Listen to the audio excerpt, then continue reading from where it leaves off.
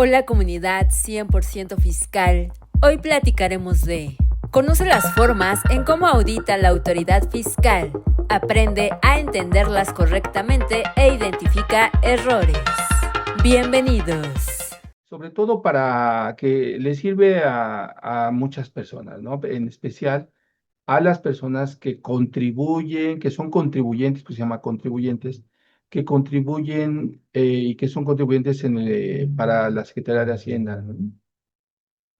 Luego tenemos, amigos, a las personas que están atendiendo una auditoría. Sí, las personas que tienen una auditoría, que llegó el SAT, que llegó Finanzas. Y después, amigos, tenemos al contribuyente que es asesor, nuestros amigos asesores que prestan este servicio a clientes, pero sobre todo es para el contribuyente en general que tiene que tomar las precauciones para atender una auditoría. Entonces, hay muchas formas de auditoría. Hoy les vamos a platicar cómo la autoridad cumple sus funciones de Estado, cumple sus funciones del pacto social entre el contribuyente y la sociedad. Es muy difícil, a veces ya entramos en la filosofía. Saludos ahí a mi amigo y compañero de la universidad, Alfredo López. También vemos, para él me va a comprender que estamos hablando, a Lalo, a Eduardo Romero, a Alejandro Navarro, a Betsabe la función del Estado, ¿no? La función del Estado tiene que tener recursos para llevar a cabo la actividad del Estado.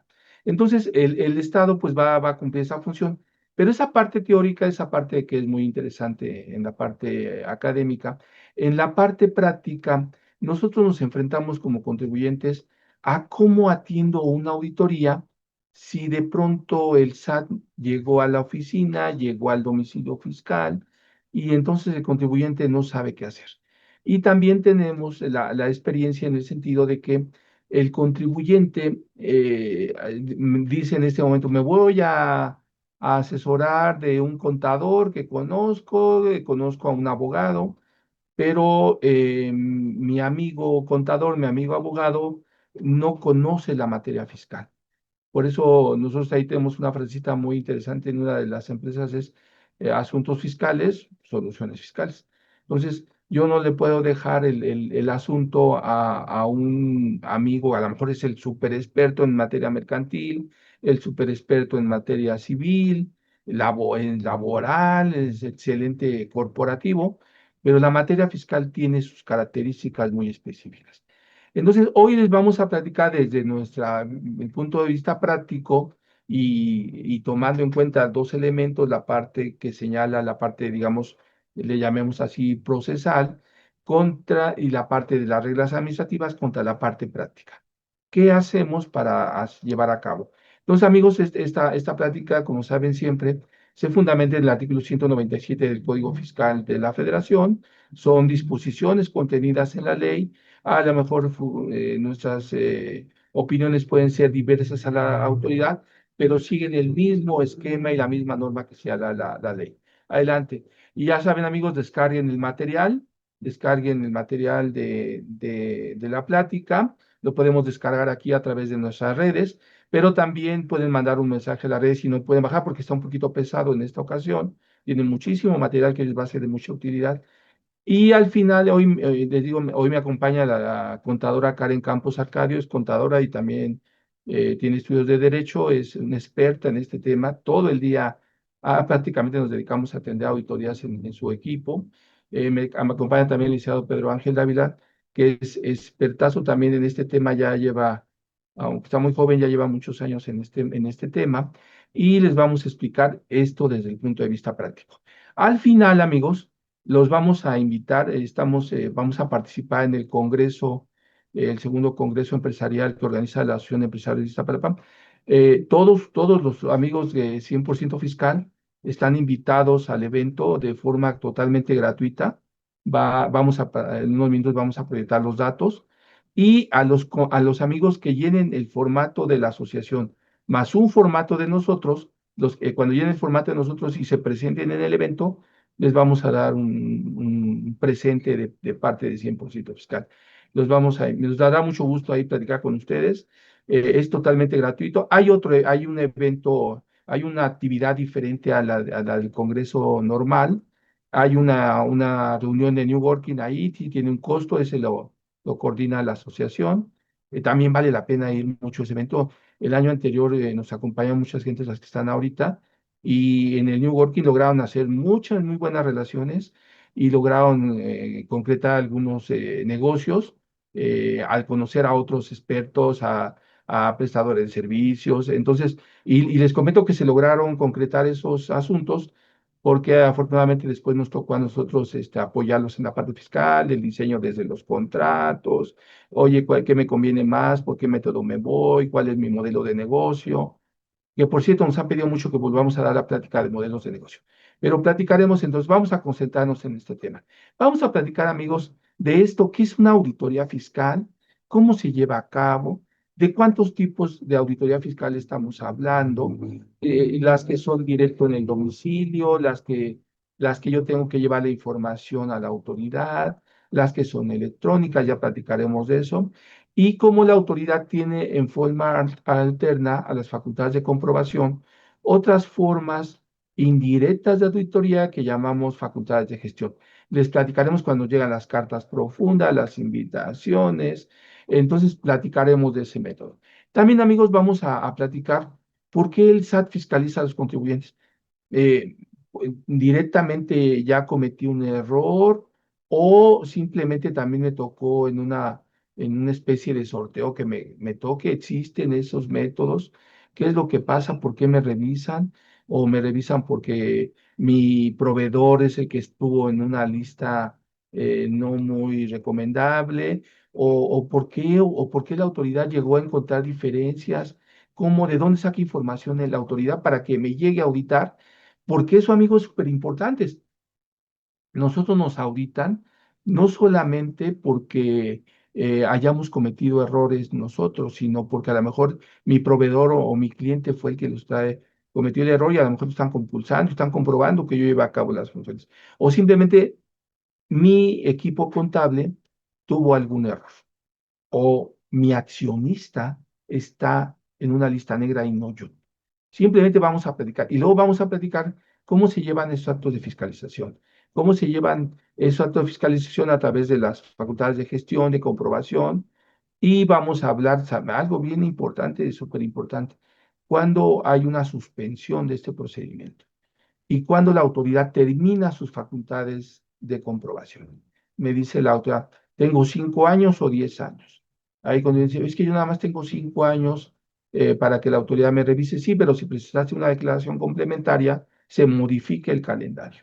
También y ahí tenemos una diferencia en facultades de caducidad y con prescripción. Ahí vamos a platicarles de esos detallitos que son muy importantes. Y les daremos al final algunas recomendaciones. ¿Qué hago si ya me determinaron el crédito? ¿Qué quiere decir determinarme el crédito? Que ya la autoridad llevó a cabo todas sus facultades y me dice la autoridad, oye, efectivamente me debes. Y entonces, ¿qué hacemos contra eso? ¿Sí?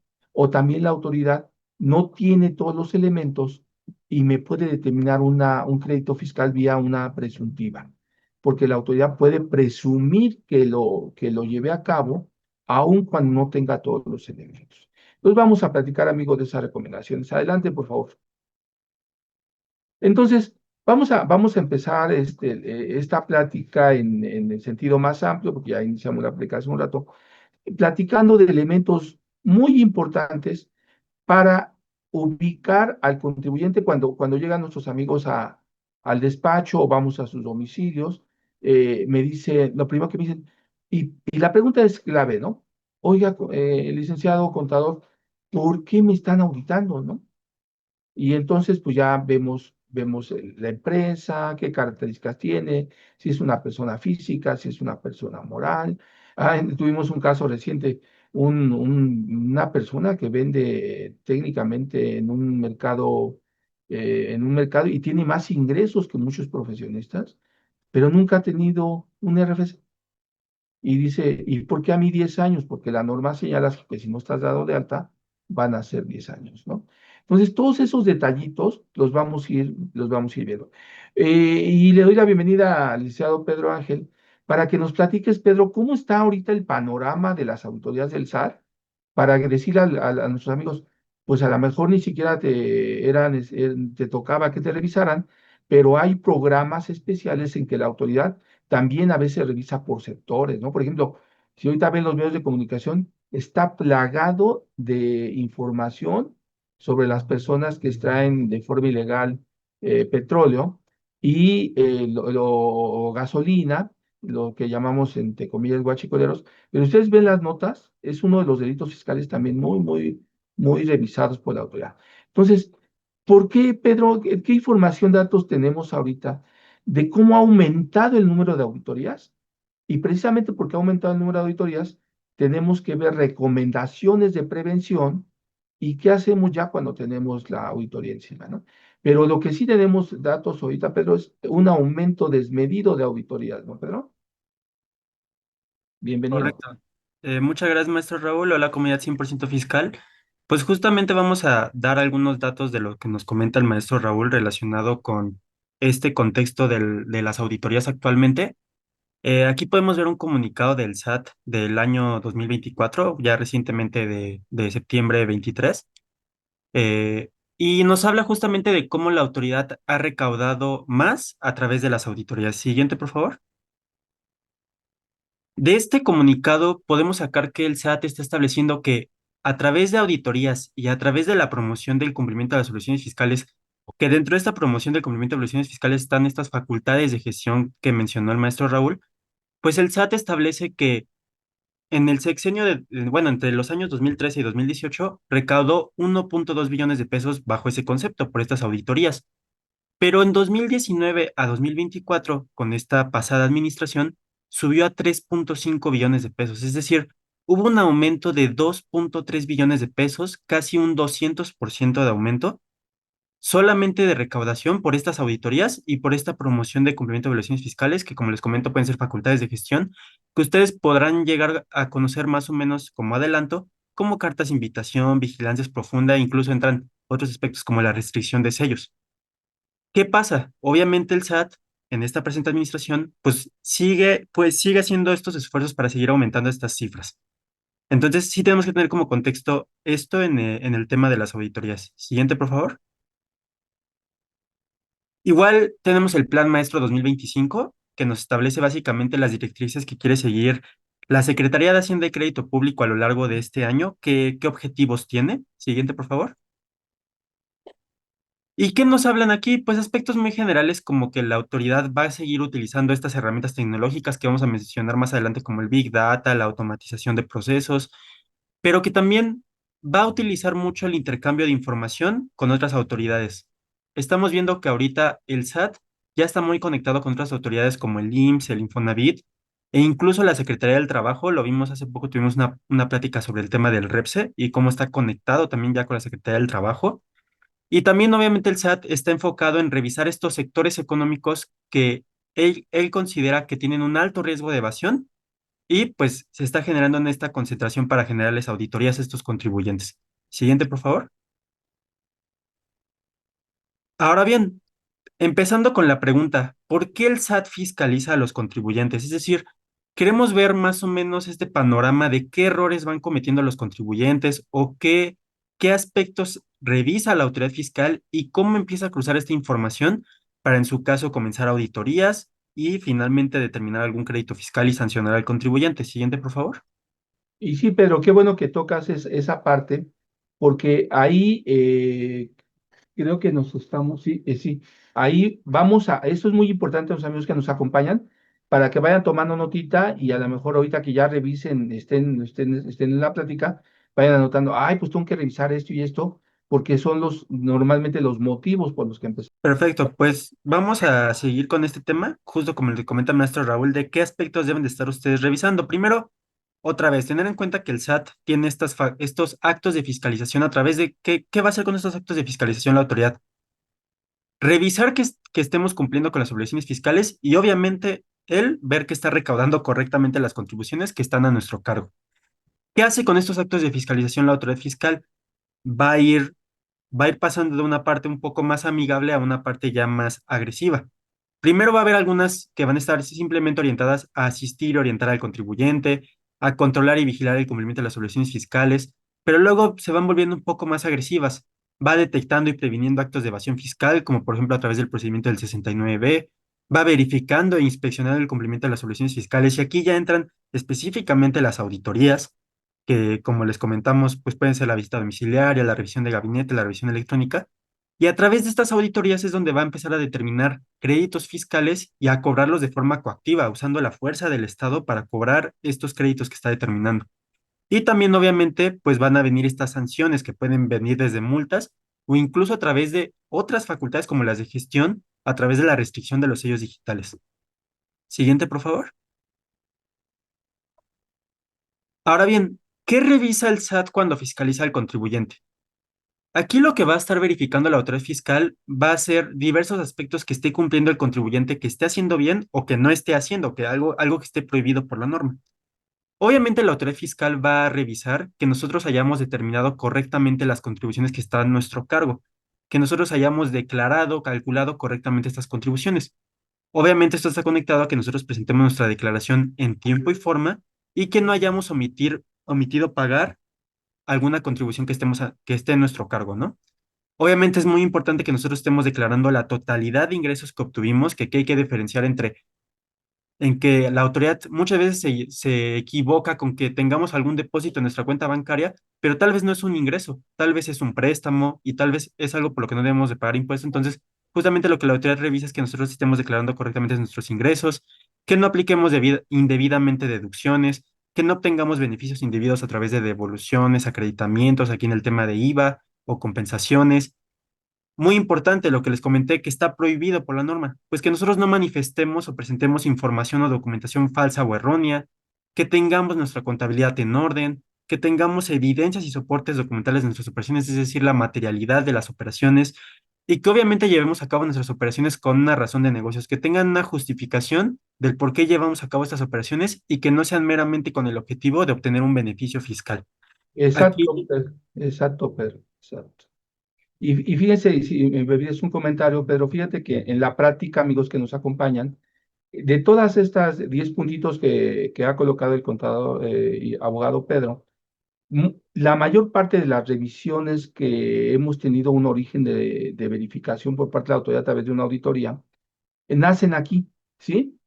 La mayor parte, por ejemplo, la autoridad, ¿no, Pedro? Que nosotros siempre decimos, pues la autoridad no está utilizando inteligencia artificial porque no la tiene, lo que tiene son bases y bases de datos, ¿no?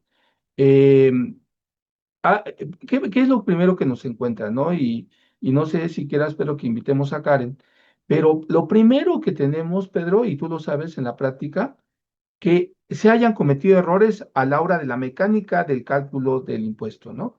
Entonces, la mayor parte de las visitas llegan por eso, porque la autoridad cruza CFDIs, cruza estados de cuenta bancarios, porque tiene toda la información la autoridad, y lo que le manifestamos a la autoridad en los pagos provisionales o en la anual, inmediatamente encuentra el error.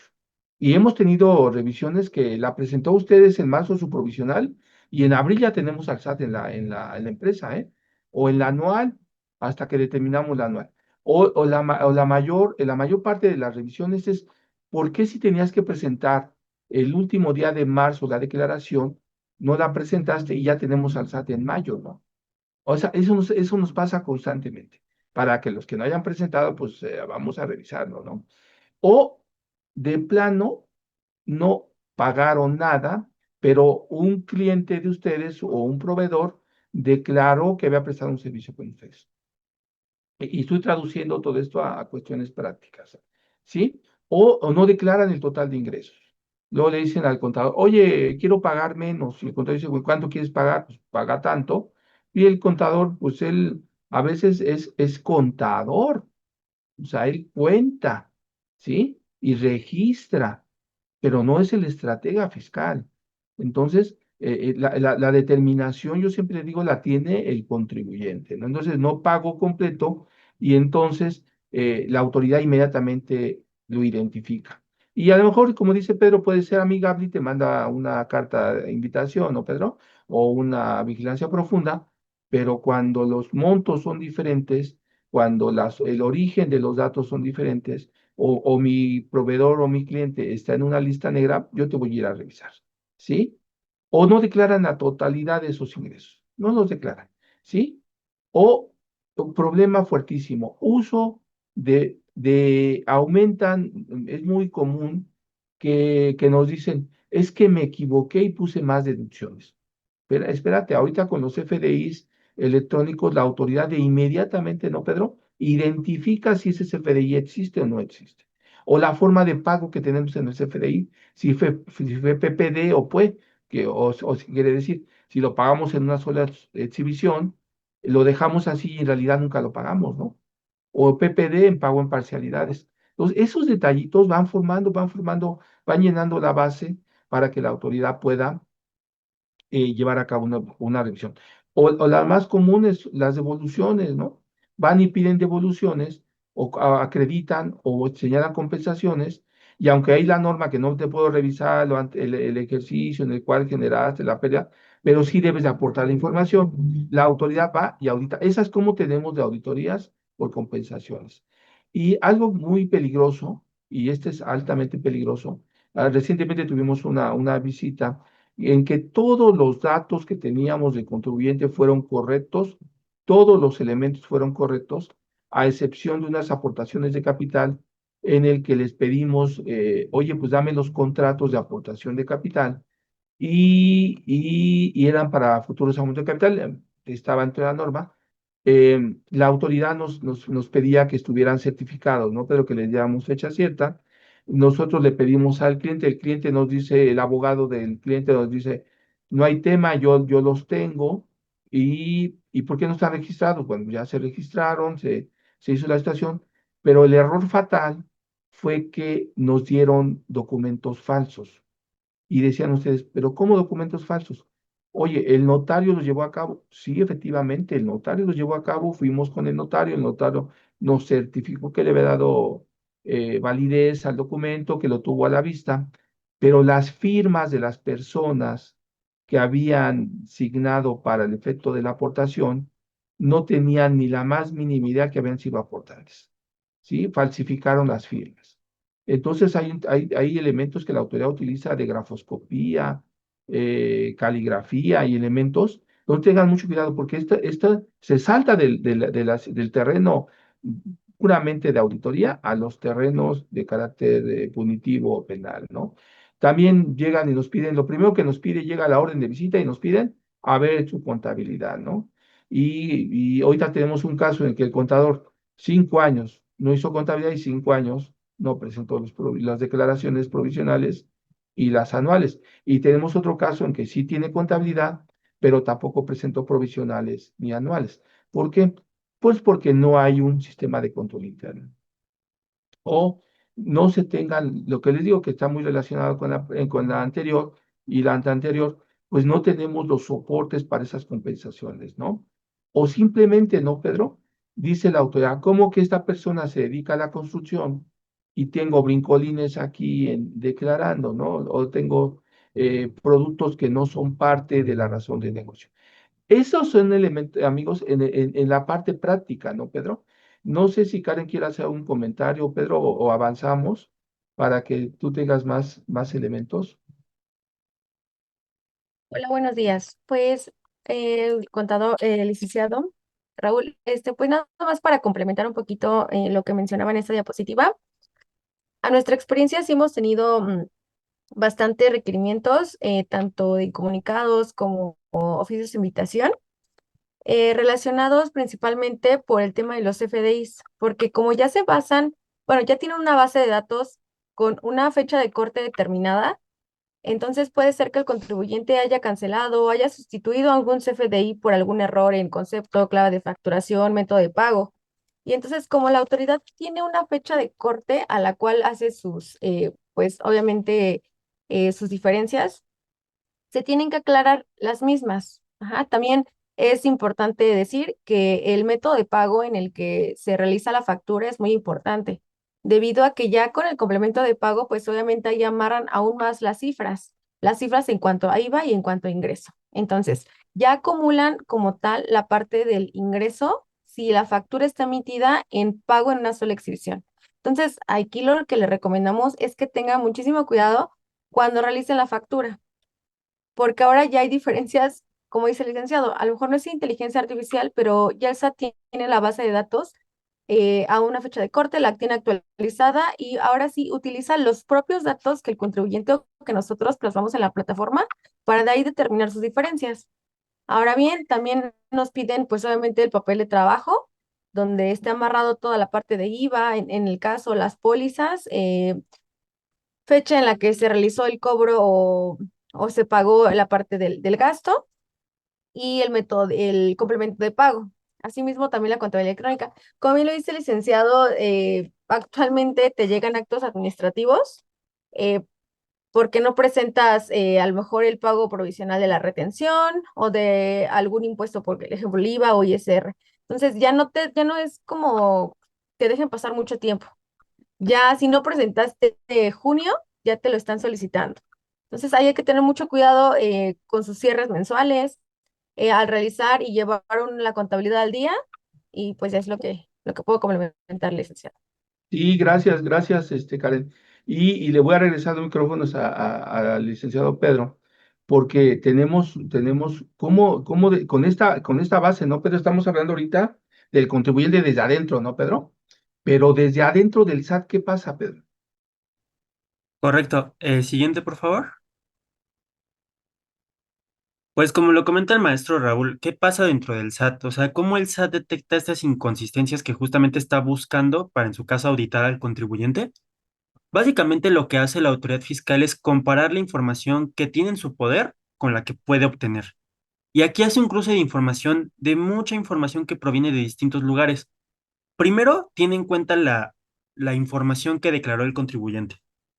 Y de esta información la compara con la que tiene en su base de datos, que ahorita vamos a ver en qué consta esta información, con la información que le proporcionan otras autoridades con las que colabora y coopera, con la que obtiene de revisar y requerir al contribuyente a través de estas facultades justamente, o con la que le entregan incluso terceros como contribuyentes relacionados o instituciones financieras y bancarias. ¿Qué va a pasar si la autoridad choca esta información y ella considera que no concuerda, que no tiene coherencia, que esta información se contradice? Pues es donde se van a prender las alarmas y es donde va a empezar a cuestionarle al contribuyente qué pasa aquí, por qué estos ingresos no coinciden con los CFDIs que tú emitiste, etcétera. Entonces, siguiente, por favor, vamos a ir viendo este tipo de información en qué consiste. Primero, esta información en base de datos. Esta información de base de datos básicamente se fundamenta en el artículo 63 del Código Fiscal de la Federación y es básicamente la información que ya tiene la autoridad de nosotros de forma natural. Tiene la información que nosotros le manifestamos en el Registro Federal de Contribuyentes, nuestro domicilio fiscal. Obviamente tiene nuestra opinión de cumplimiento. Ella sabe si tenemos algún adeudo, tiene si tenemos alguna inconsistencia, si no presentamos alguna declaración. Pero también la autoridad sabe en tiempo real los FDIs que estamos emitiendo y que estamos recibiendo. Pero también tiene la información de las declaraciones, como les comenté, nuestros pagos provisionales, tiene la información de declaraciones de otros contribuyentes, por ejemplo, a través de esta famosa declaración informativa de operaciones con terceros. Pero muy importante, también, aunque no lo crean, el SAT tiene información sobre quiénes son nuestros principales clientes y proveedores.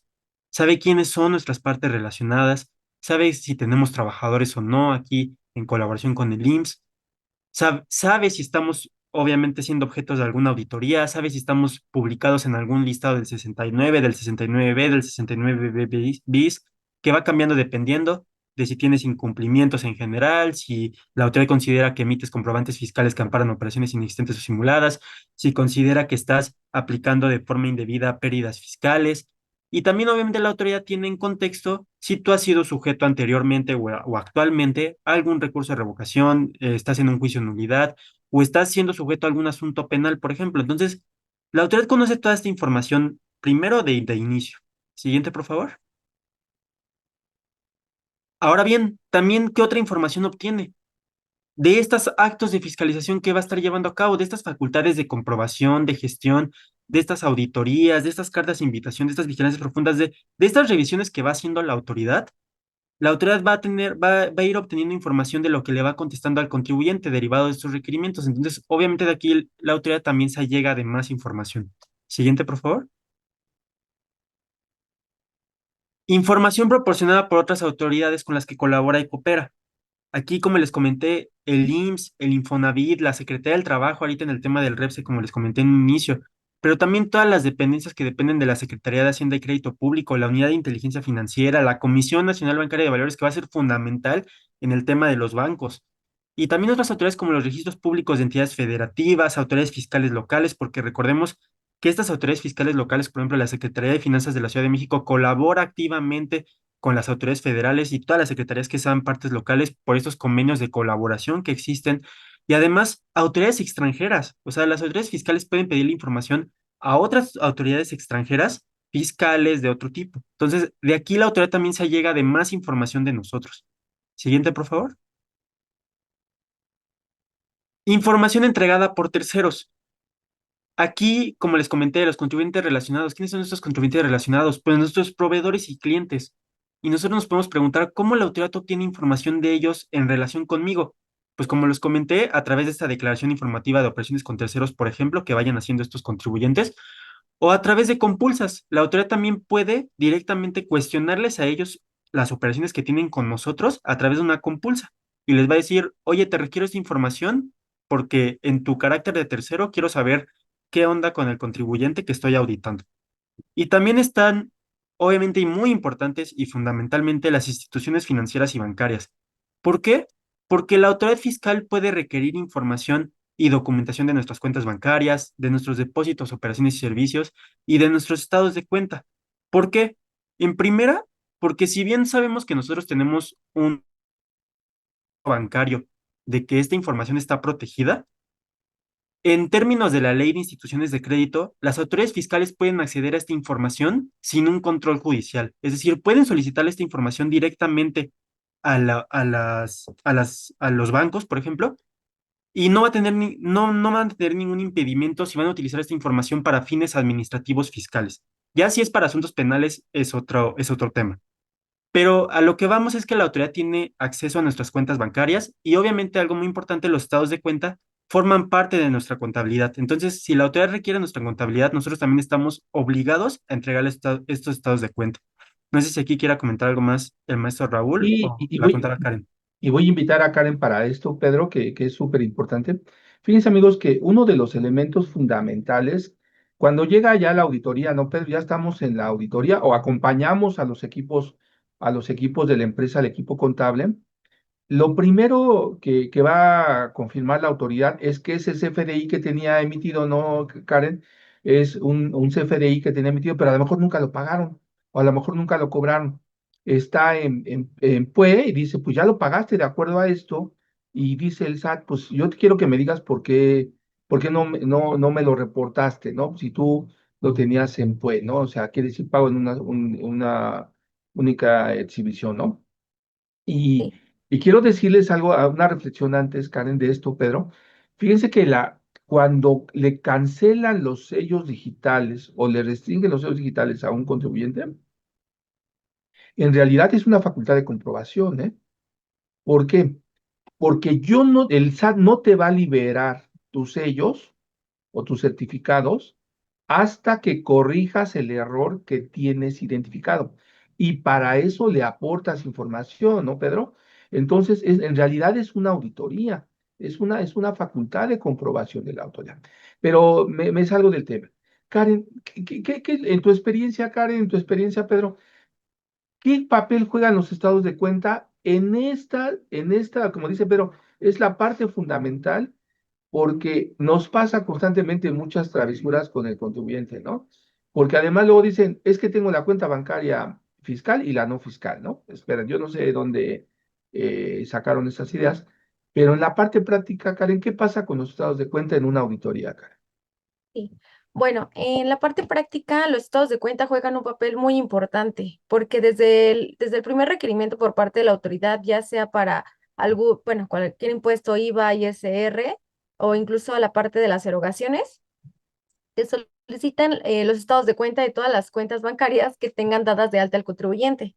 Entonces, lo que nos ha pasado es que, y aquí hay que tener mucho cuidado, es que los contribuyentes no tienen los estados de cuenta de 5 años atrás, vaya.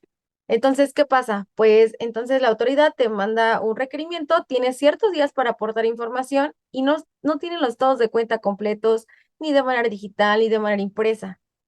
Entonces, Cuando nosotros nos acercamos a algunas instituciones bancarias, bueno, como bien lo sabemos, hay algunos estados de cuenta que sí se pueden descargar de ciertos periodos anteriores, pero ya los que son como de 4 años o más, ya cuestan ya no te lo reflejan en la aplicación o por internet, sino ya tienes que dirigirte pues directamente a la institución bancaria para que ellos te proporcionen una copia de estos mismos y aunado a eso, hay veces que se han llegado a tardar hasta un mes en darlos, dependiendo de la institución bancaria y aparte de eso, pues tienes que pagar porque te proporcionen esa información.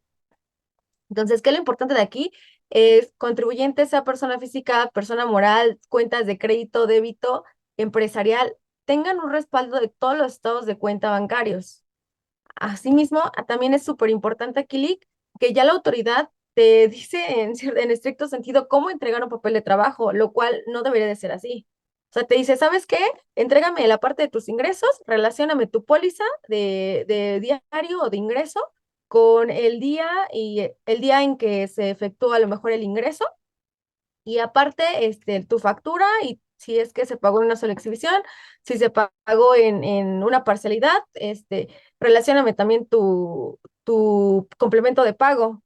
Entonces, aquí sí hay ciertas veces que la autoridad sobrepasa esos límites porque al final tú estás proporcionando la información que ellos te piden, pero ya entregando la información, ya sea de manera física o electrónica, hay veces que nos han llegado, cuando entregamos la información, a decir los mismos funcionarios del SAT, ¿sabes qué? Tu papelito de trabajo, ok, está perfecto, sí cumple con las especificaciones, pero pues mándame o dámelo en formato Excel, en una USB, o mándamelo por correo.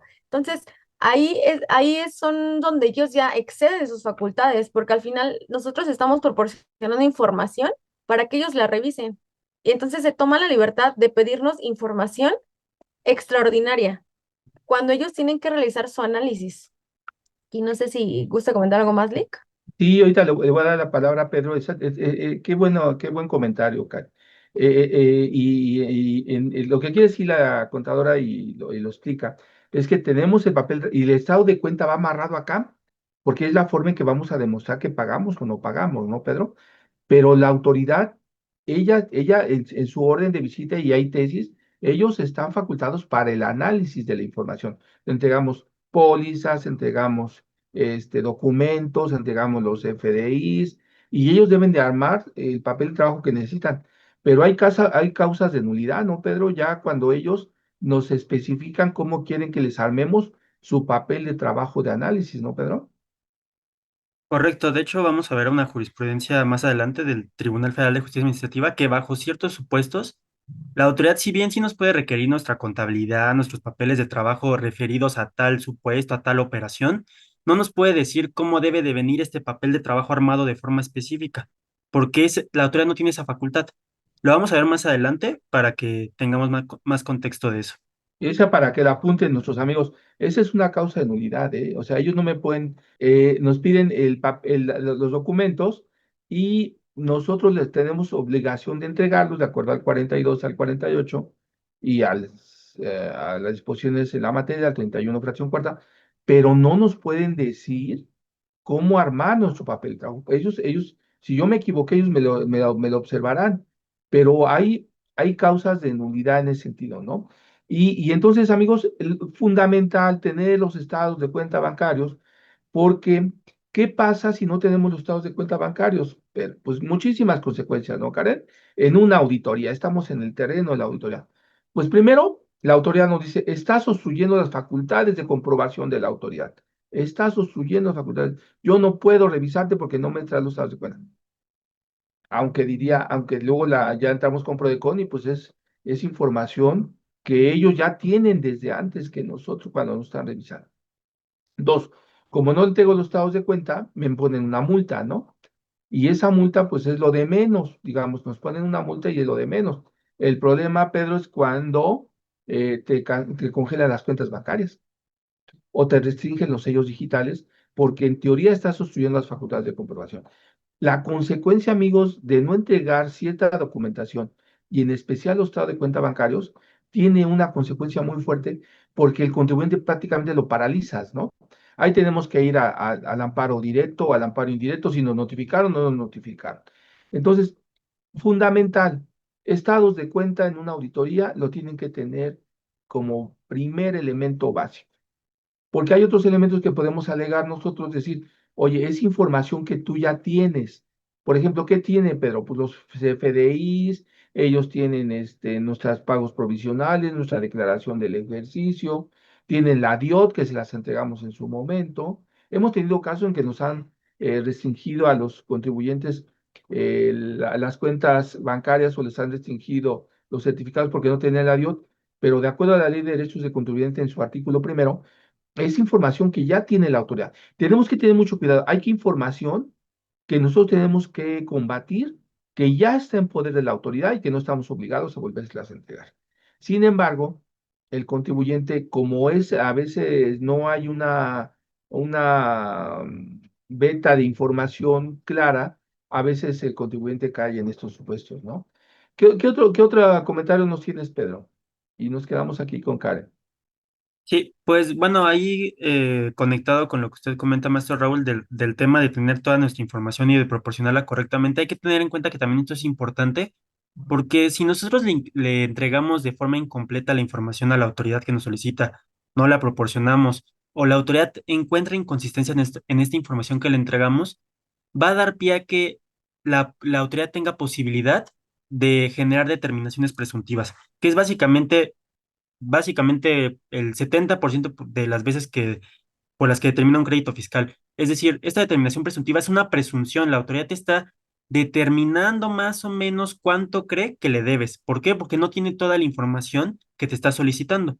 Entonces, si nosotros le entregamos esta información de forma correcta a la autoridad, si nosotros no tenemos inconsistencias, pues la autoridad no va a poder llevar a cabo estas determinaciones presuntivas que nos pueden llegar a afectar de forma muy fuerte en una auditoría. Exacto, exacto. Pues avanzamos, ¿no, Pedro? Sí, siguiente, por favor. Y bueno, como comentario, toda esta información que estuvimos comentando, ¿la autoridad qué herramientas tecnológicas utiliza para cruzar esta información y detectar estas inconsistencias? Pues utiliza herramientas como el Big Data y la automatización de procesos, que básicamente es analizar esta información de manera masiva, es mucha información, la cruza en tiempo real para en su caso obtener pues estos hallazgos que ella considera pues son inconsistencias, ¿no? Y también estos modelos de riesgo y análisis de patrones, donde básicamente la autoridad utiliza estos algoritmos predictivos para identificar estos patrones o comportamientos inusuales por parte de los contribuyentes y en su caso fiscalizarlos. Siguiente, por favor. Ahora bien, vamos a entrar a la parte de actos de fiscalización. Vamos a comentar muy brevemente la distinción entre las facultades de gestión y las facultades de comprobación para posteriormente entrar a las de comprobación. Siguiente, por favor.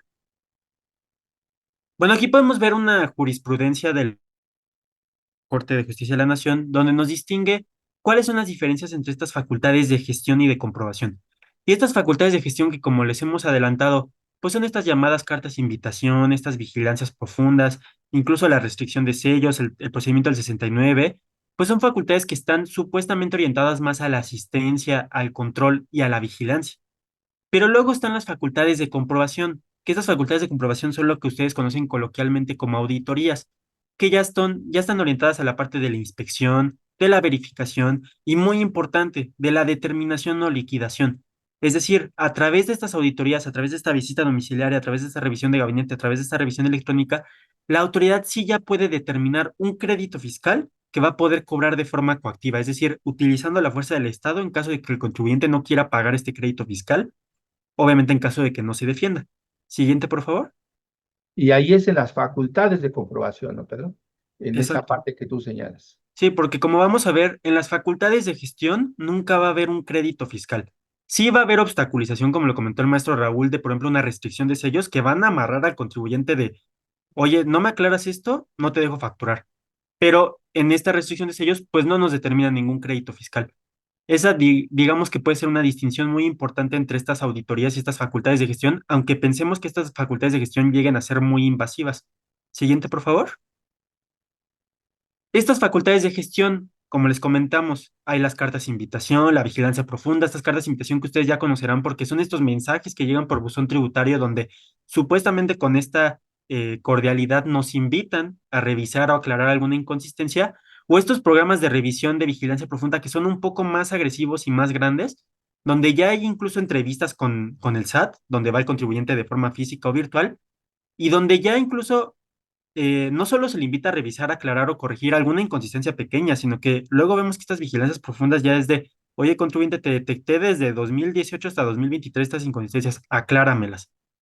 Pero bueno, teniendo en cuenta este contexto, otra vez, estas cartas de invitación, estas vigilancias profundas, pues no tienen como consecuencia directa la determinación de un crédito fiscal o sanción, y hay que tener en cuenta que aquí la autoridad fiscal las lleva mucho a cabo porque no debe cumplir con mayores formalidades. Como no son procedimientos en los cuales hay una determinación de crédito, se le da esta, digamos, libertad a la autoridad de no cumplir con diversas formalidades que debería de cumplir, por ejemplo, sí en auditorías. Ahora bien, es importante tener en cuenta que estas cartas de invitación y estas vigilancias profundas que nos llegan, entre comillas, no son obligatorias atenderlas. Es decir, incluso si nosotros las atendemos, la autoridad fiscal no se encuentra tampoco obligada a emitir un resultado de lo que nosotros le aportemos para desvirtuar estas inconsistencias. Pero vamos a comentar un poquito más adelante por qué sí es importante atenderlas, aunque entre comillas no sean obligatorias. Siguiente, por favor. Aquí podemos ver el ejemplo de una vigilancia profunda. Siguiente, por favor. Aquí podemos ver básicamente este oficio de invitación donde al contribuyente le están invitando, oye, vamos a iniciar una vigilancia profunda. Detectamos unas inconsistencias entre 2018 y 2023 relacionadas con el impuesto sobre la renta y el impuesto al valor agregado. Detectamos estas inconsistencias, entonces ven, vamos a tener una entrevista. Siguiente, por favor.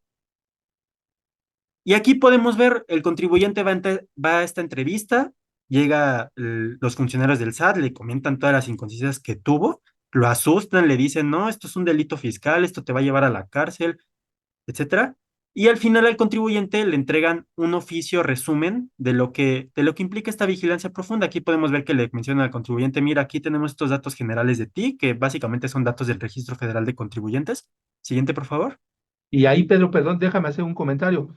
Fíjense que, amigos, para los que no son conocedores en la materia, el artículo 114 bis del Código Fiscal de la Federación considera un delito fiscal por parte de los funcionarios públicos el amenazar al contribuyente. ¿Sí? Entonces hay que tener mucho cuidado, cuando, si no sé si fue en la oficina, si grabamos, si no grabamos, que también tenemos que tener mucho cuidado también en disposiciones de privacidad. Pero el contribuyente, el autoridad no te puede estar amenazando, porque es un delito de acuerdo al 114 bis del Código Fiscal de la Federación, ¿no? La autoridad no puede amenazarme que me voy a ir con una situación, que ese es un delito penal, aunque él me diga, oiga, estos datos pueden ser un delito penal, eso ya es una amenaza, ¿sí? Y hemos procedido nosotros contra muchos funcionarios porque efectivamente se exceden, como decía la contadora Karen, en sus facultades, ¿no, Karen? Una cosa es una cosa y otra cosa es otra cosa, dirían, ¿no? Este, pero entonces, Pedro, ya en esa vigilancia profunda, fíjate, Pedro, fíjate lo que yo les decía, ¿no? A nuestros amigos. La diferencia entre la auditoría y la vigilancia profunda, ¿no, Pedro? Y la facultad de gestión. En la auditoría, la autoridad sí me va a delimitar específicamente qué documentos necesito. Me va a decir, necesito tu acta constitutiva, necesito tus FDIs, tu razón de negocio, tu materialidad.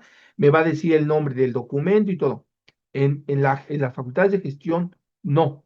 En la facultad de gestión simplemente va a decir, ¿tienes diferencias? Pero no me va a decir específicamente qué datos necesita, ¿sí? Porque las facultades de comprobación son precisamente de comprobar lo que yo tengo y necesito esto. En las facultades de gestión, no. Y hemos tirado muchas de estas situaciones porque la autoridad se excedió en sus facultades. En las facultades de gestión no me puede decir, tráeme el papel de trabajo con estos elementos integrados. No. Yo soy, y fíjense, por eso es más importante la asesoría desde el punto de vista fiscal, porque entonces yo asesor, nosotros asesores, ustedes compañeros contadores, ustedes compañeros abogados que nos dedicamos a las empresas, nosotros tenemos que decir con qué pruebas consideramos que vamos a llevar a cabo esa diferencia que es la autoridad. Y Pedro, y entonces aquí tienes un ejemplo de una vigilancia profunda, pero aquí si observas, Pedro, y lo que tú nos vas a comentar, es que sí nos van a pedir cuestiones y diferencias. Oye, Karen, en la parte práctica, ¿qué nos pasa aquí, Karen? Sí, claro. Bueno, en la parte ética, como bien luego ya lo comentó el licenciado Pedro, nos piden la diferencia también de la auditoría a las facultades de gestión es que nos preguntan diversos periodos de diversos ejercicios, cuando en la auditoría solamente nos pregunta sobre un mismo año. Ajá, esa es como una diferencia. ¿Qué pasa aquí también en las facultades de gestión? Bueno, no solamente te llegan como un acto administrativo en el son tributario, en comunicados, sino también te llegan a los mismos comunicados de las mismas diferencias por correo electrónico, el correo que tú das de alta como medio de contacto cuando activas tu buzón tributario. Entonces, ¿qué pasa aquí? Que hay veces que nosotros en vigilancia profunda tenemos este gran problema que te piden varias veces el mismo ejercicio, el mismo mes, el mismo periodo. Entonces tú ya llegas, ya contestaste 3 veces y te siguen diciendo que tienes la diferencia. Entonces aquí nosotros nos hemos acercado a Prodecon porque ya es un acto de Y molestia el a que través ellos. de Prodecon o a través de de la misma autoridad, ¿no? Sacamos una cita y vamos, ¿no? Exacto. Sí, y si bien es cierto, como dice la licenciada, no te dice qué entregar, sino simplemente te dice proporciona papel de trabajo en donde tú nos digas por qué tenemos o no tenés, por qué tienes o no tienes esta diferencia. Asimismo, contribuyente tranquilo, o sea, el hecho de que te llegue un comunicado, te llegue una revisión de vigilancia profunda, no quiere decir que en realidad tengas estas diferencias. Como bien lo mencionamos, las bases de datos del SAT van a fecha de corte. Hay veces que a lo mejor por una actividad, por un servicio, ellos no consideran, lo consideran cobrado, no lo consideran cobrado. Entonces, a lo mejor por una actividad que ellos no logran reflejar, más que nada, y otro ejemplo, porque lo tenemos muy en claro, nosotros nos cuestionan mucho la parte de las deducciones. ¿Por qué? Por el CFDI emitido ya sea en PUE o en PPD. Pero ¿qué pasa aquí? Que te llega la tarjeta, bueno, la tarjeta de inconsistencias, donde te dice, tienes CFDIs por 10 pesos recibidos. Y tú pusiste en tu declaración anual 15 pesos.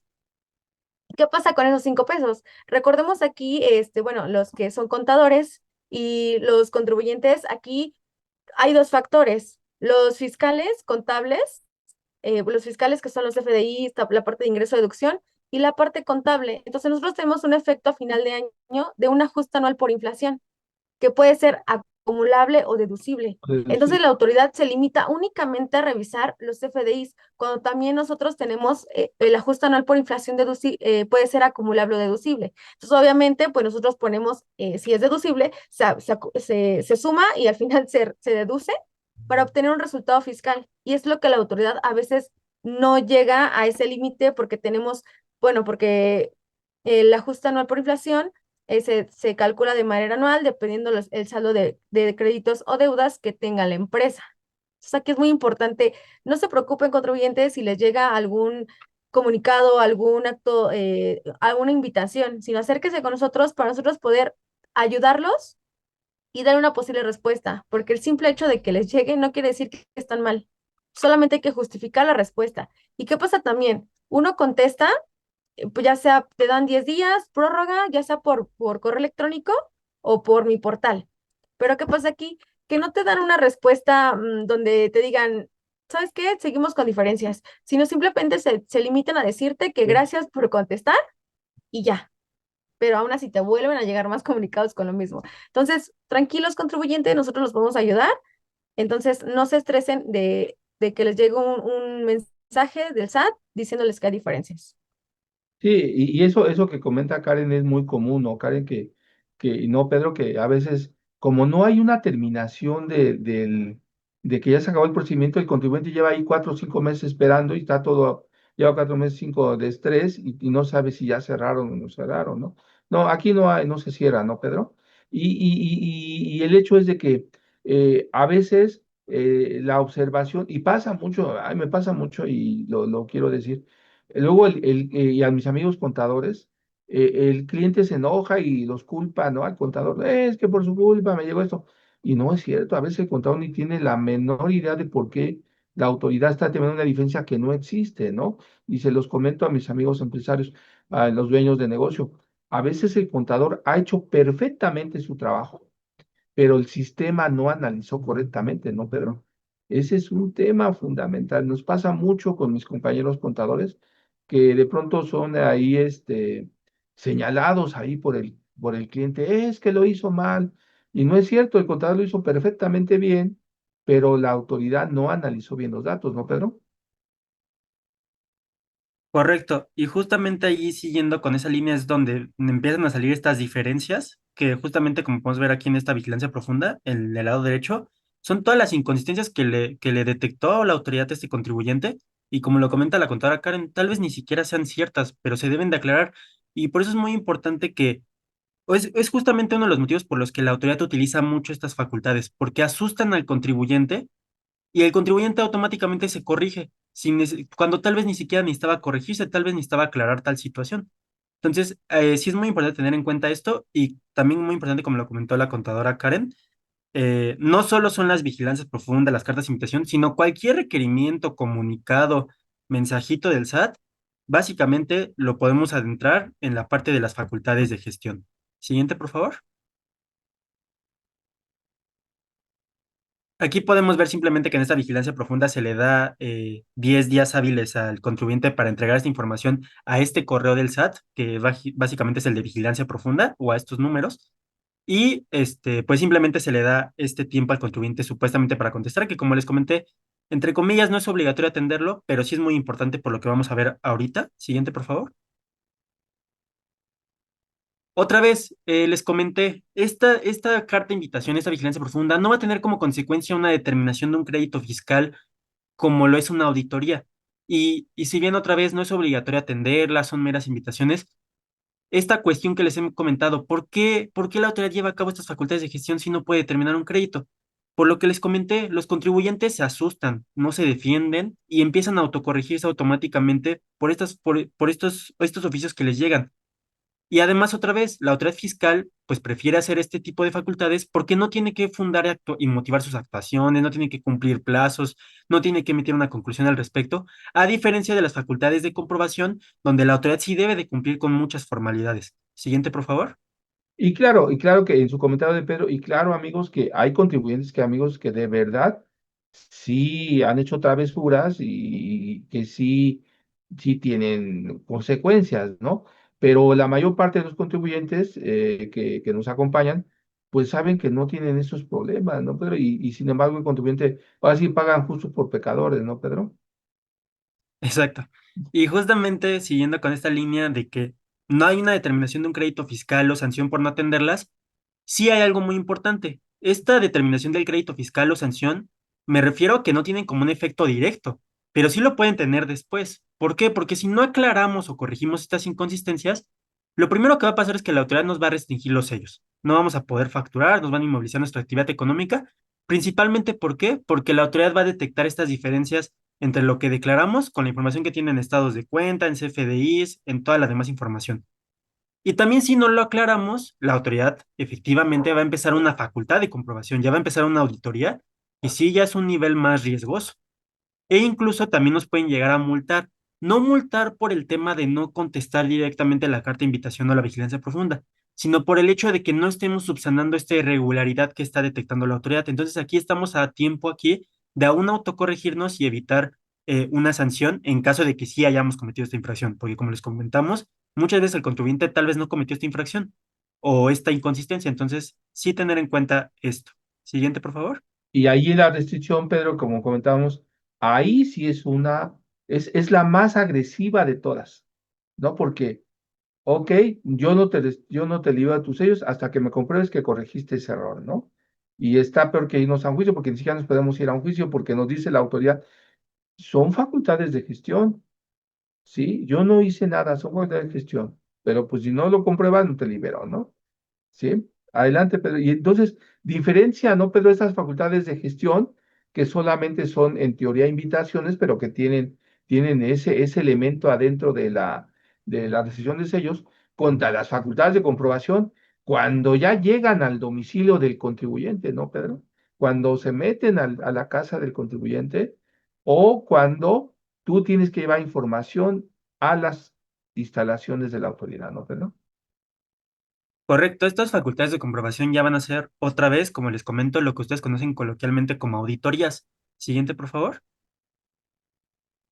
Otra vez, estas distinciones que van a tener estas facultades de comprobación, ya puede ver una determinación de un crédito fiscal. Un crédito fiscal que la autoridad va a poder cobrar de forma coactiva a través del procedimiento administrativo de ejecución, utilizando la fuerza del Estado. ¿A qué me refiero? Si tú no le pagas este crédito fiscal que te determinen, puede haber embargos, por ejemplo. Entonces, ya aquí sí, por eso es esta distinción entre las auditorías. Estas auditorías las podemos encontrar en el artículo 42 del Código Fiscal de la Federación y las principales que vamos a conocer va a ser la visita domiciliaria, la revisión de gabinete y la revisión electrónica, donde básicamente a través de las cuales la autoridad va a comprobar que estos contribuyentes estén cumpliendo con las disposiciones fiscales. Siguiente, por favor. Ahora bien, algo que deben de tener en cuenta antes de entrar a cada auditoría. Algo que deben de tener en cuenta ustedes es que la mayoría de actos administrativos que lleva a cabo la autoridad a través de esas facultades de comprobación deben de cumplir ciertos requisitos. Si alguno de estos actos administrativos no cumple con alguno de estos requisitos, posiblemente esta auditoría sea ilegal o pueda estar viciada de origen para efectos de cuando se luche en la defensa fiscal en los tribunales. ¿Cuáles son algunos de estos requisitos que deben de cumplir estos actos administrativos? Que consten por escrito en documento impreso digital, que sean obviamente expedidos por una autoridad competente, que mencionen qué autoridad los está emitiendo, que se señale el lugar y fecha de emisión, que estén fundados y motivados. Esto es fundamental. Como les comento, hay requisitos que no se deben de cumplir siempre en todos los actos, pero sí debemos de revisar porque muchas veces pueden hacer que el acto se vuelva ilegal.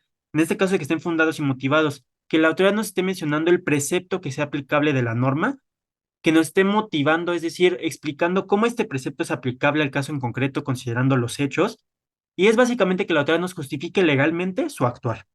Pero también nos deben de expresar el objeto de la materia de lo que se está tratando este acto administrativo, debe estar firmado por un funcionario competente, ya sea la firma autógrafa o la electrónica avanzada, indicar el nombre de las personas a las que vaya dirigido, y es importante tener en cuenta estos requisitos que deben de cumplir esta mayoría de actos administrativos, para en su caso, si no cuentan con alguno de estos requisitos, pues va a ser una oportunidad muy importante de defensa en algún momento. Siguiente, por favor. Y, amigos, les voy a comentar, si regresamos un segundo, Pedro, para que empecemos. Fíjate, Pedro, que nos pasa, amigos, y es muy común, y saludos ahí a Gilcedillo, es en el sentido de que muchas de han pasado que muchas auditorías, y las ha denunciado la Guardia Nacional como la propia autoridad fiscal, son falsas, ¿no? Ha llegado una persona queriéndose aprovechar ahí del contribuyente. Ustedes entran a la página del SAT, en la página del SAT hay un apartado que dice comprueba los datos de tu visita domiciliaria o de tus facultades de comprobación, y ustedes ahí ponen los datos que vienen en el oficio de la persona que está identificando, y ahí les va a salir de inmediato si esa auditoría, Pedro, es real o es falsa, ¿no? Porque se han prestado, desgraciadamente, de por sí ya es un problema que tengas una auditoría. Ahora te llega una persona que ni siquiera es parte de la autoridad a querer amedrentar a los contribuyentes, ¿no? Entonces, tienen esa página, amigos, en la cual pueden entrar a confirmar que la persona que asistió al domicilio es efectivamente un auditor de la Secretaría de Hacienda, del Servicio de Administración Tributaria. Y entonces, Pedro, ¿cuáles son esas principales facultades de comprobación de autoridad? ¿Cómo lo hacen? Correcto. Podemos empezar con la visita domiciliaria. Siguiente, por favor. Básicamente esta visita domiciliaria, siguiente por favor, Dulce. Básicamente lo que va a hacer aquí la autoridad fiscal es, para comprobar el cumplimiento de las obligaciones fiscales del contribuyente, es visitar de forma física al contribuyente en su domicilio fiscal o en sus locales. ¿Qué va a hacer la autoridad en este domicilio fiscal? Le va a requerir revisar su contabilidad, sus bienes y mercancías y su información y documentación fiscal en general. Ahora, muy importante, hay un principio llamado principio de inviolabilidad del domicilio protegido constitucionalmente, y es por ello que esta auditoría en específico tiene que cumplir con muchas formalidades en específico para que no se vuelva ilegal. Si la autoridad falla con alguno de estos requisitos, la visita se vuelve ilegal. Y es aquí donde vamos a ir comentando algunos requisitos de forma implícita que ustedes deben ir conociendo de, oye, la autoridad debe actuar de esta manera, y si no lo es así, se vuelve ilegal y voy a poder defenderme eventualmente. Siguiente, por favor. Y Pedro, fíjate qué interesante esto para los amigos que nos acompañan. Fíjense que el modelo de auditoría de nosotros permite al contribuyente, a la autoridad entrar al domicilio, pero bien diferente, ¿no, Pedro? Al modelo español, cuando hemos tenido que trabajar cuestiones allá en las visitas de auditoría por parte del mundo español, ¿no? En España, ahora que estamos bien de moda con estos problemas del Tren Maya y de esta situación de las auditorías de funciones con España, no violar el domicilio del contribuyente tiene cuestiones muy drásticas porque tiene que ver con las cuestiones del cateo, ¿no? Entonces, implica cuestiones muy delicadas, ¿no, Pedro? Correcto, sí, porque por ejemplo en España sí se necesita una orden judicial para llevar a cabo entrar al domicilio del contribuyente, aunque sea solo para efectos administrativos. Aquí en México sí se permite a la autoridad entrar al domicilio del contribuyente y muchas veces sin citatorios y así. O sea, en esta vista domiciliaria sí se necesita citatorio, pero hay otras facultades donde la autoridad puede entrar al domicilio del contribuyente sin este citatorios. O sea, sí, sí en México sí está un poco más abierto el tema de las auditorías por parte de la autoridad fiscal en el domicilio del contribuyente. Y básicamente vas a tener en cuenta aquí en el tema de la visita domiciliaria el procedimiento. Vamos a ver que hay una orden de visita donde la autoridad va a entregar esta orden señalando cuál va a ser el objeto de la revisión. Va a haber un acta parcial de inicio donde va a dar inicio formal a la revisión, donde va a empezar a requerir algunas primeras cosas al contribuyente, va a empezar a notar ciertos hallazgos que va encontrando respecto a inconsistencias que va encontrando, y luego la autoridad va a ir con algunas actas parciales, es decir, la autoridad va a visitar recurrentemente al contribuyente en varias ocasiones si lo quiere, o si acaso una vez al menos, para levantar más información, para requerir más información, para levantar más inconsistencias. Y posteriormente a ello va a haber algo que se llama última acta parcial. Va a ser la última acta parcial, como su nombre lo dice, donde va a requerir donde va a establecer estas últimas inconsistencias, estos últimos requerimientos. Pero muy importante, en todas las facultades de comprobación que vamos a ver, siempre hay un derecho de acudir a las oficinas del SAT antes de cierto oficio, antes de cierto momento. Un derecho que nosotros tenemos para acudir al SAT para conocer nuestras inconsistencias antes de que se emitan esta última acta parcial, por ejemplo. Después de esta última acta parcial en la vista domiciliaria, va a haber una oportunidad para desvirtuar o corregir nuestra situación fiscal. Es decir, nos van a dar tiempo para que nosotros aportemos pruebas para demostrar que lo que la autoridad nos dice no es verdad, o en su caso, para que nos regularicemos. Finalmente, en el caso de la visita domiciliaria, se emite un acta final donde va a ser básicamente una descripción probable de las consecuencias legales que habrá, un resumen de la auditoría, si lo queremos decir así, y posteriormente va a haber una determinación de crédito fiscal en caso de que la autoridad pues determine que sí hay estas inconsistencias. Muy importante aquí, si ustedes atienden una visita domiciliaria y la autoridad encuentra alguna inconsistencia, es importante que se busque desvirtuar. Si nosotros no la desvirtuamos, se va a tener por consentido lo que dice la autoridad. Entonces es muy importante que nosotros siempre luchemos estos hechos o omisiones que la autoridad encuentra, porque si no, la autoridad luego los va a tener por consentidos y al momento de la defensa ya va a ser más complicado ver este tema. Aquí la contadora Karen puede agregar algo importante que nos quiere comentar. Sí, gracias, licenciado. Pues bueno, para complementar todo lo importantísimo que nos ha comentado el licenciado Pedro, bueno, con base a nuestra experiencia, contribuyente, contador, abogado, de verdad, acérquense a una persona que tenga expertise en esta materia, porque a veces por el ego del abogado o del contador no solicitan ayuda. ¿Y qué pasa? Que no se resuelven o no se dan contestaciones como deberían de ser. Y en nuestra experiencia nosotros les podemos dar muchos tips o comentarios de los cuales nos han ayudado para desvirtuar o incluso dar por nulo la determinación del crédito fiscal. ¿Y cuáles son? Y les voy a comentar algunas de muchas. Las primeras podrían ser que cuando llega la persona al domicilio, llega Juanito Pérez, pero después cambian de auditor. Entonces, ¿qué pasa?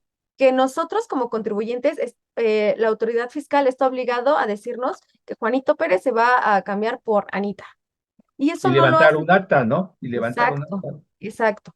Otra cual puede ser, eh, la otra que puede ser también es que la autoridad fiscal, como nosotros, contador y abogado, tenemos que llevar un estricto control en los tiempos de cada acta parcial, en los tiempos de cuánto tiempo te dan para contestar y en caso de que necesitamos prórroga, cuánto. Porque eso es crucial. También, como bien lo comentaba el contador, perdón, el licenciado Pedro, hay tiempos antes de cada acta final o la última acta. Entonces, eso también es crucial porque nos ha pasado que como ya se les van los tiempos a los auditores del SAT, te emiten el acta final ya muy cerca de que se cumple el periodo de un año. Entonces, esta es otra por la cual nosotros también hemos podido tirar esa auditoría. Otra también, eh, es muy importante que cuando nosotros contestemos cada acta parcial a la autoridad fiscal, se relacionen todos. Si vamos a meter contratos, si vamos a meter estados de cuenta, pólizas, o sea, cada uno. O sea, yo sé que es una talachísima, pero es muy importante. ¿Por qué? Porque al final, cuando la autoridad fiscal evalúa todas las pruebas, ella misma también te tiene que relacionar. Yo recibí tantos estados de cuenta de los cuales yo detecté tal. Y si no lo hace, también es una manera en la cual nosotros hemos podido también por ahí darle a los funcionarios del SAT. ¿Para qué? Para decir, tú no me evaluaste todas las pruebas que yo te di, donde yo te desvirtúo, que yo no te debo tal impuesto. Ajá. Y pues bueno, esas son algunas de tantas que nos han pasado y que nosotros hemos aplicado y que hemos tenido resultados pues satisfactorios. Y fíjate, y qué bueno para que continúe, pero fíjate, Karen, que excelente tu participación en ese sentido. Y ahorita que Pedro le conteste a Eduardo, fíjate, Pedro, no sé, tuvimos un caso de una constructora, ¿te acuerdas, Karen? De una constructora, está por ahí el ingeniero Raúl también, que la constructora le determinan un crédito como de 500 millones de pesos. Y la constructora dice, ¿cómo? Si entregamos todo, ¿no? Y yo nosotros les preguntamos, ¿y cómo entregaron, no? Préstenme sus actas, ¿no? Ya habían pasado dos abogados por ahí, dos despachos, y decíamos, bueno, pues ¿cómo no? Y ya estábamos a punto de terminar el recurso de revocación, ¿no? Entonces, me dicen ellos cómo entregaron todo, ¿no? Y denme copia de lo que entregaron, ¿no? Y dicen, no, es que les entregamos todo en original. Ok, error uno, ¿no? Error dos. Técnicamente, aunque no lo crean, los entregaron como en una cajita de Fruitsy, así agarraban y ponían todo y le entregaban a la autoridad. Pues la autoridad nunca relacionó. La autoridad nunca relacionó. Y aparte de que no relacionó, pues no había prueba de que se había entregado, ¿no? Entonces, como 3 días antes de que se nos vencían los 3 meses del recurso, pues ahí nos tienen armando, recuperando datos, recuperando información, porque lógicamente los compañeros del SAT dijeron, a mí no me entregaron nada, ¿no? Pero sí había indicios de que habían recibido, Pedro. Recording stopped. Sí, habían recibido información y esa información que habían recibido nuestros amigos Recording in progress. que habían recibido sus amigos del SAT, no la habían realizado, pero cometieron un error que de ahí fue que nos agarramos, ¿no? Pero el hecho es de que todo lo que entregamos debe de estar perfectamente relacionado porque son pruebas, y la autoridad estaba obligada a relacionarla también. Entonces, aquí que vemos, Pedro, una falta de experiencia del que atendió la visita, ¿no, Pedro? Del que atendió la visita, Karen, porque no lo hizo perfectamente, ¿no? Exacto. Como usted bien lo menciona, es importante y a lo mejor hay muchas empresas que no les gusta esta práctica, pero es muy indispensable que tengan una copia, bueno, de lo que se entrega impresa y una copia digital, porque ya después, por cualquier X o Y razón, se descompone la base de la información en la nube, se descompone la USB, se descompone el disco duro. Entonces, es importante tener el respaldo de toda la información que se le va proporcionando a la autoridad fiscal. ¿Sale? Pues Oh, es una súper recomendación esa. sí, Pedro, y ahí en tu experiencia, Pedro, y es pues, súper importante tu parte, esta parte técnica, ¿no? O sea, la parte técnica de para qué sirven las actas, ¿no, Pedro? Correcto, sí, es muy importante que la autoridad siempre asiente en las actas todo lo que pasa en la visita. O sea, si no lo hace y luego lo utiliza para la determinación del crédito fiscal, se le va a caer la auditoría a la autoridad, porque no va a tener un fundamento de cómo obtuvo esa información. Y aquí, como sabemos, ya en estas auditorías sí siempre se deben de cumplir varias formalidades. Ahora bien, contestando al comentario de Eduardo, de qué pasa si cuando hay la visita no está, por ejemplo, el responsable en este caso. Muy importante, en el caso de la visita domiciliaria, en específico en el acto del acta parcial de inicio y en el acto del acta final, si el visitador no encuentra, por ejemplo, al representante legal de la empresa, debe de dejar un citatorio para que al día siguiente este representante legal atienda esta visita. Pero ojo, si el contribuyente al día siguiente, en este caso el representante legal, sigue sin atender la visita, ya en este caso el visitador va a empezar la visita con quien indistintamente se encuentre en el domicilio, con quien sea. Entonces, básicamente hay que tener en cuenta eso. Ahora bien, para las actas parciales, es decir, para las visitas que van en medio de esta visita, no es necesario este citatorio. Entonces, sí es muy importante que si nosotros estamos en una auditoría, pues sí dejemos a alguien preparado en el domicilio para atender esta auditoría, porque si no, la autoridad va a entrar con quien indistintamente se encuentre y la va a llevar a cabo. Ahora bien, más adelante lo vamos a ver, si hay requisitos de que debe de haber testigos, etcétera, pero sí es muy importante en el caso del acta parcial de inicio y el acta final, que la autoridad va a llevar a cabo sí o sí un citatorio si no está el representante legal, o en este caso el contribuyente puede ser persona física visitada, porque también puede haber auditorías a personas físicas. Siguiente, por favor. Sí, pero y un elemento fundamental, Eduardo, la autoridad, si tiene dudas de tu domicilio, porque ahí nunca vas a encontrar el domicilio, a lo mejor es un domicilio fantasma y a lo mejor la empresa nunca fue encontrada, pero si la autoridad tiene dudas del domicilio, y este es un elemento para que lo tengamos muy en cuenta, amigos, la autoridad manda, antes de la auditoría, manda verificar el domicilio. Te llega la verificación de domicilio antes. Eso lo tienen que tener muy en cuenta. Entonces, cuando nos dicen, oye, es que vienen a verificar el domicilio, entonces, a ver, vamos a prender los focos rojos aquí, revisar y saber por qué.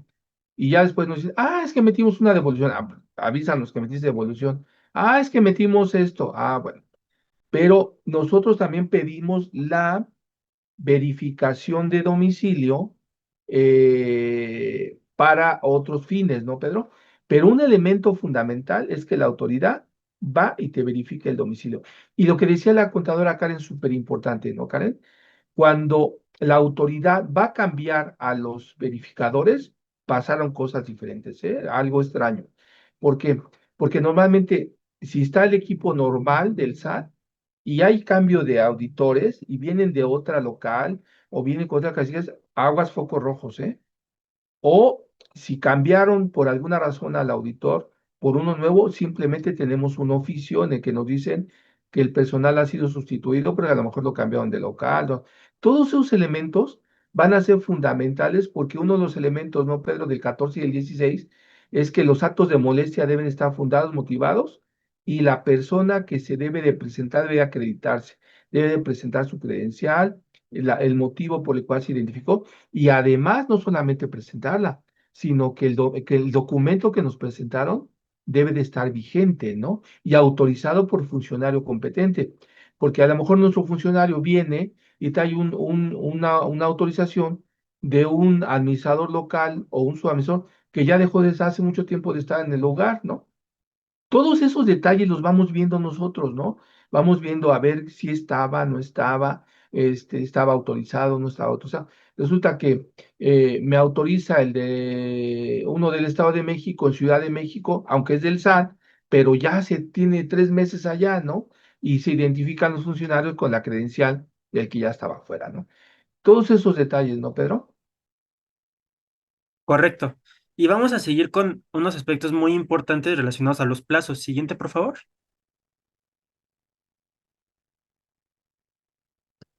Aquí podemos ver básicamente el diagrama anterior, pero ya con plazos. O sea, aquí la visita domiciliaria ya se vuelve más compleja. Recuerden que estos materiales se los vamos a compartir para que ustedes los puedan visualizar, pero básicamente tener en cuenta algunos plazos importantes.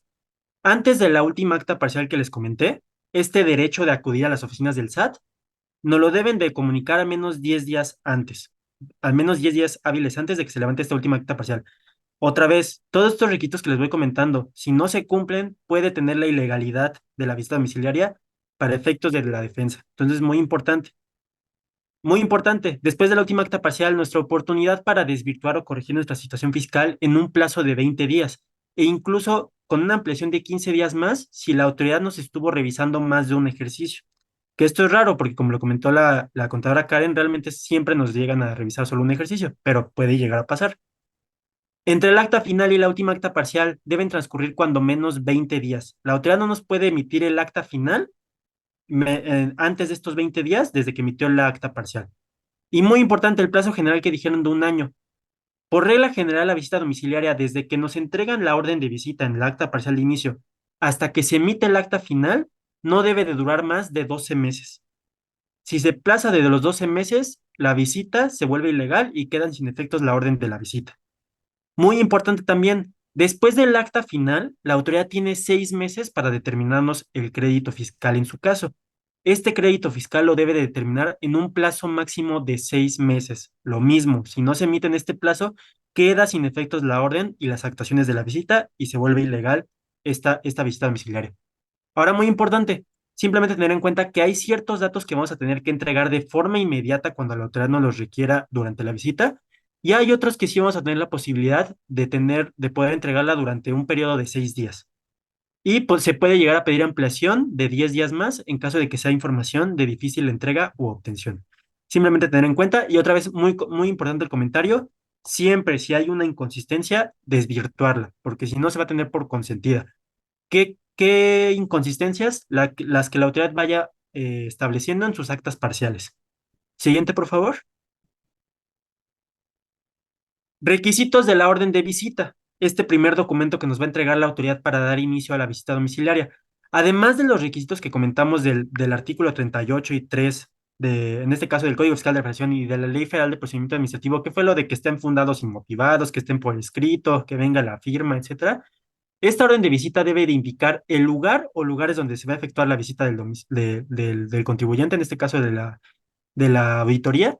Y, muy importante, ya lo comentó un poco la contadora Karen, que se señale el nombre de la persona o personas que van a efectuar la visita. Es decir, estos visitadores, estos funcionarios públicos, que como les comentó la contadora Karen, pueden llegar a ser sustituidos durante la visita, pero se le debe notificar al contribuyente de esta circunstancia. Siguiente, por favor. Reglas en el desarrollo. Obviamente, esta visita domiciliaria se debe llevar a cabo en el lugar donde se estableció la orden de visita. Lo que habíamos comentado con Eduardo hace unos momentos, el tema del citatorio en el acta parcial o en la acta final. Si no se encuentra el representante legal, se debe dejar citatorio para que al día siguiente la atienda este representante legal. Y en caso de que no esté este representante legal o el contribuyente visitado, si es una persona física, por ejemplo, ya en este caso el visitador va a iniciar con quien indistintamente se encuentre en el domicilio. Muy importante, también lo comentó el maestro Raúl, los visitadores se deben de identificar, debe de ver la designación de 2 testigos y en caso de que esto se le va a permitir hacer a la persona que va a atender la visita, que él designa a los testigos, pero en caso de que esta persona no los quiera designar o los que haya designado se nieguen a hacerlo, ya lo va a hacer el visitador. Puede ver esta sustitución de testigos también. Muy importante, la persona que atiende la diligencia, en este caso la visita, en cada acta parcial que vayan levantando, debe de recibir una copia de la misma y junto a los testigos la deben de firmar. Y en caso de que no la quieran firmar o no quieran recibir esta copia, pues lo que va a hacer el visitador va a hacer asentar esto en la acta parcial. Y obviamente, muy importante, estas actas parciales, como les comentamos, deben de estar circunstanciadas, es decir, deben de hacer constar todos los hechos y omisiones que se conozcan durante la visita. Si la autoridad no hace constar en estas actas parciales algo que va a usar en el futuro, pues no lo va a poder hacer. Estas actas deben de contener todos los hallazgos que vaya encontrando la autoridad a lo largo de la visita, porque nos ha pasado en aspectos prácticos, en una visita que nos pasó hace poco, que el contribuyente sí estaba entregando la información, pero la autoridad no sentaba en las actas parciales que le estaban entregando la información. Entonces, pero tú aquí tienes la prueba de, oye, autoridad, cuando llegue la determinación del crédito, yo te entregué esta información y tú no la sentaste en el acta parcial. Aquí hay aspectos de ilegalidad para luchar la visita. Siguiente, por favor. Fíjate, Pedro, y quiero, me voy a meter un poquito a tu plática en la parte para lo que comentaba Eduardo hace rato. Fíjense que hemos tenido estos casos y son muy fuertes. Llega fueron a buscar al contribuyente al domicilio, fueron a buscar al contribuyente al domicilio, persona moral, no le encontraron. El representante legal va saliendo a dejar a sus hijos a la escuela 7:45 de 7:30 de la mañana, a dejarlos a la escuela. Se le aparece una patrulla de la Fiscalía General de la República y se lo lleva detenido. En teoría, se lo lleva, porque no estaba detenido, se lo lleva y le dicen, acompáñenos. El señor está asustadísimo porque lo llevaban. Plaza de la República número 1, ahí en Monumento a la Revolución. Nos dicen ellos, es que se lo llevaron detenido, ¿no? Pero lo atienden primero mis compañeros penalistas que no tenían nada que ver con nosotros y nos llaman y nos dicen, oye, fíjate que ya identificaron que está en Plaza de la República número 1 y entonces decimos, pues es un problema fiscal, ¿no? Entonces ya nos trasladamos al lugar y es que no lo, y es que la autoridad solicitó a la fiscalía la localización del contribuyente. No estaba detenido, ¿eh? Simplemente ellos le dijeron que los acompañara. Y efectivamente siguieron el protocolo ellos muy bien. Y nosotros llegamos al lugar y decían, es que ya llevamos 3 veces que le dejamos el citatorio, y nos presentamos y nos dicen que no los conocen en el lugar, ¿no? Lo presentaron, abusados, dice, lo presentaron, no lo habían detenido, ¿no? Entonces cuando nosotros llegamos ahí con el MP y le digo, oye, pues, ¿qué pasa, no? No, pues es que nos lo trajeron porque lo andaban buscando. ¿Y sí? Fíjense nada más para que vean ustedes contra quién estamos trabajando, ¿no? Entonces, él ya declaró que sí, efectivamente era representante legal y que su domicilio era tal. Claro, ya nos lo llevamos, salimos del domicilio y presentamos las pruebas de que sí estaba en el domicilio, sí vivía en el domicilio, sí era su lugar de la empresa, pero las puertitas que estaban ubicadas en Calzada de Tlalpan, todas tenían el mismo número. ¿Sí? Y la puertita de ellos era muy pequeña y cuando el notificador iba a otro lugar a dejar los citatorios, ¿sí? Y luego levantó un acta en el que decía que fueron a preguntar, fíjense nada más la ilegalidad, fueron a preguntar a un Oxxo y fueron a preguntar a una tienda si conocían a esa persona. Los del Oxxo, ¿qué tenían que saber si esa persona existía o no en el lugar? Y los de la tiendita menos, ¿no?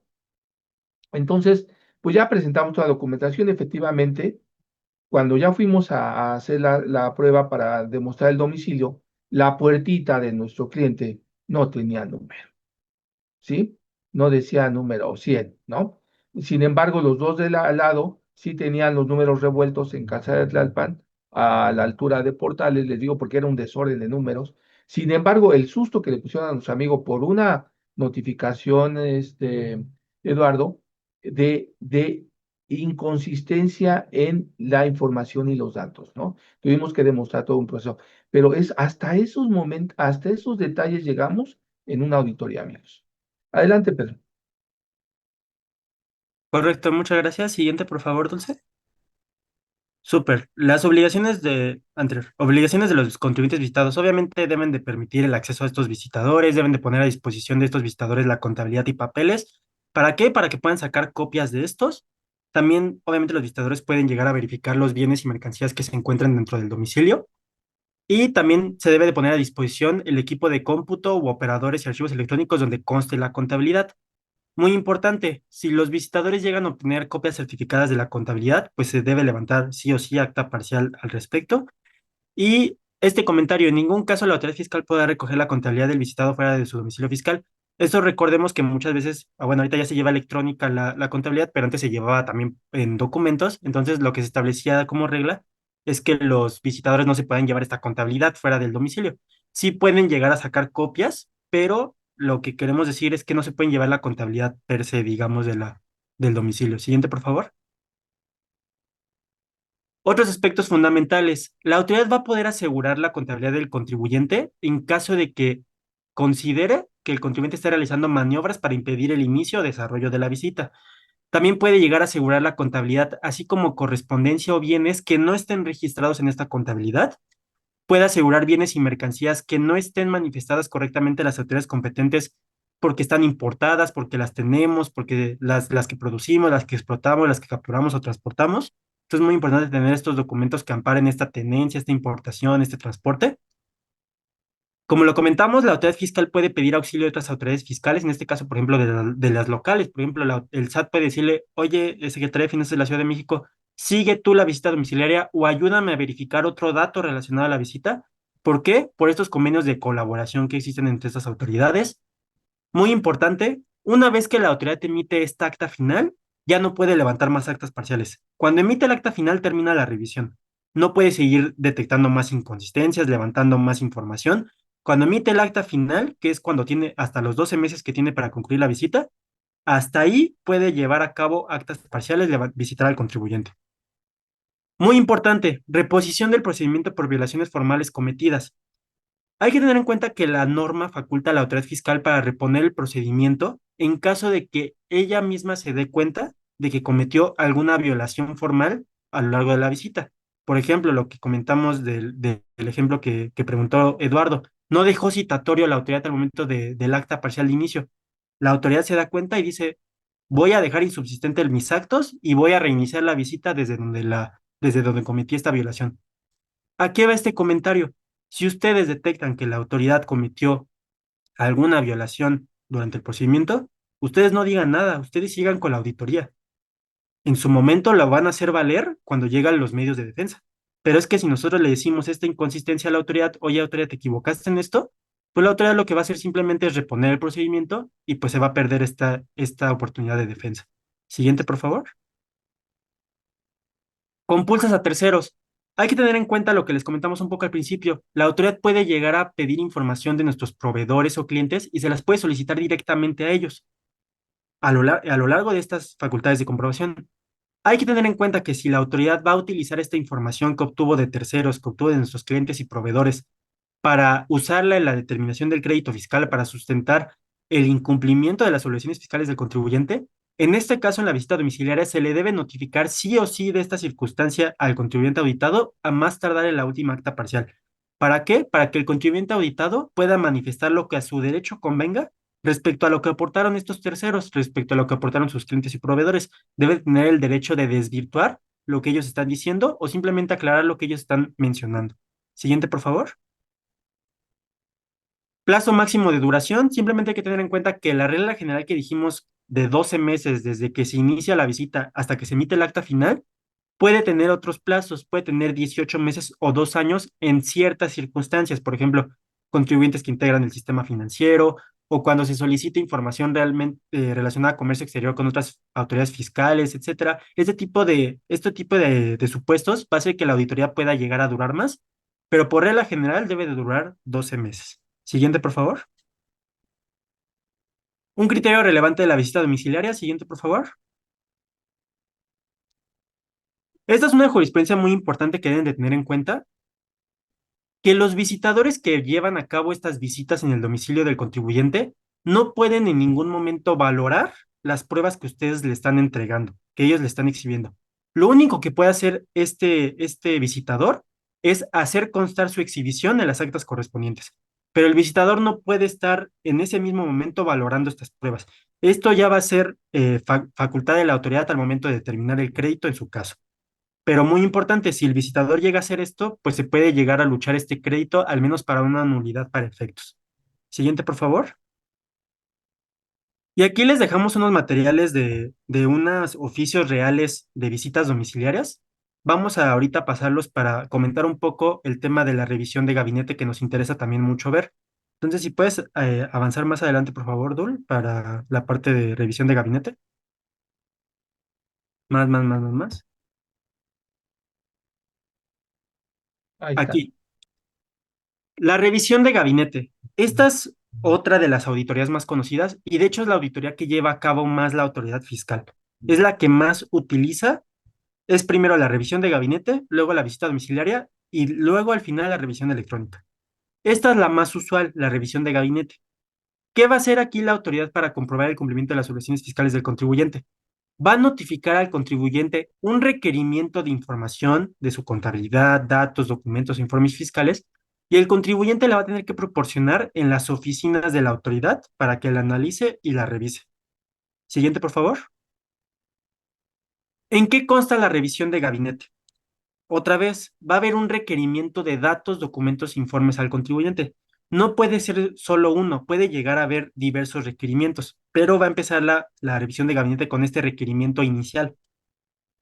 Esta información que le requiera al contribuyente se la va a requerir o personalmente o actualmente ya siempre prácticamente por buzón tributario. Esta información la va a entregar el contribuyente y la autoridad va a revisar esta información, va a ver si hay inconsistencias de esta información que se va entregando. Si la autoridad encuentra inconsistencias a lo largo de esta información que se le requiere, va a emitir algo que se llama oficio de observaciones, donde va a describir los hechos y omisiones que haya detectado a lo largo de la revisión. Otra vez, antes de este oficio de observaciones, en este caso está el derecho de acudir a las oficinas del SAT, en este caso antes del oficio de observaciones. Y una vez que la autoridad emite este oficio de observaciones, el contribuyente va a tener la oportunidad para desvirtuar o corregir su situación fiscal, es decir, va a poder aportar información y pruebas para desvirtuar estas inconsistencias detectadas o para regularizarse. Y en su caso, si la autoridad pues sigue considerando que hay inconsistencias, pues se va a determinar el crédito fiscal. Otra vez aquí muy importante, al igual que la visita domiciliaria, los hechos y omisiones que asiente la autoridad en el oficio de observaciones que el contribuyente no busque desvirtuar, se tendrán por consentidos. Entonces es muy importante que todas las inconsistencias que la autoridad encuentre en este oficio de observaciones, ustedes las luchen. Siguiente, por favor. Ahora bien, vamos a ver este mismo diagrama, pero ya con los plazos. Está el requerimiento de datos y documentos informes. Vamos a hablar de los plazos importantes. Entre la notificación del oficio de observaciones y el primer requerimiento, no deben de pasar más de 12 meses. Es decir, la revisión de gabinete, al igual que la visita domiciliaria, dura un año, en este caso los 12 meses. El plazo de los 10 días para acudir a las oficinas del SAT debe ser al menos 10 días hábiles antes de que se emita este oficio de observaciones. ¿Para qué? Para que tú acudas a conocer estos hechos o omisiones. Muy importante que no lo mencioné en vista domiciliaria. Si el contribuyente va a las oficinas del SAT y la autoridad no circunstancia este acto, se vuelve ilegal también. O sea, aquí hay muchos requisitos que debemos tener en cuenta por los cuales en este caso la revisión de gabinete se puede llegar a tornar ilegal. Si no se cumplen estos plazos, si no se cumplen estos aspectos que vamos comentando. Aspectos generales también que debemos tener en cuenta. Otra vez, la autoridad no necesariamente solo va a realizar un requerimiento, puede realizar muchos requerimientos a lo largo de estos 12 meses. Y estos, por regla general, los debe de atender el contribuyente en un plazo de 15 días. Otra vez, se puede pedir ampliación de días más si se considera que esta información es de difícil entrega u obtención. Una vez que la autoridad emite este oficio de observaciones, esta descripción de los hechos e inconsistencias que va detectando a lo largo de la visita, ¿qué va a pasar con el contribuyente? Su oportunidad para desvirtuar o corregir esta situación fiscal en un plazo de 20 días. Otra vez, como lo comentamos en visita domiciliaria, puede haber 15 días más si la autoridad está revisando más de un ejercicio fiscal y pues si se solicita esta ampliación. Y al igual que la visita domiciliaria, una vez que se aporte, bueno, más bien, aquí es diferente el plazo porque es desde que se aporta la información para desvirtuar estas inconsistencias, la autoridad va a tener 6 meses para determinar el crédito fiscal en su caso. Otra vez, si la autoridad no respeta este plazo de 6 meses para determinar el crédito fiscal, una vez que tú le aportaste la información para desvirtuar los hechos que ella te estableció en el oficio de observaciones, puede quedar sin efectos la revisión y pues se va a tornar ilegal. Y otra vez el comentario esencial que hemos dicho muchas veces, siempre desvirtúen todo lo que establezcan estos oficios, estas inconsistencias, porque si no se van a tener por consentidos.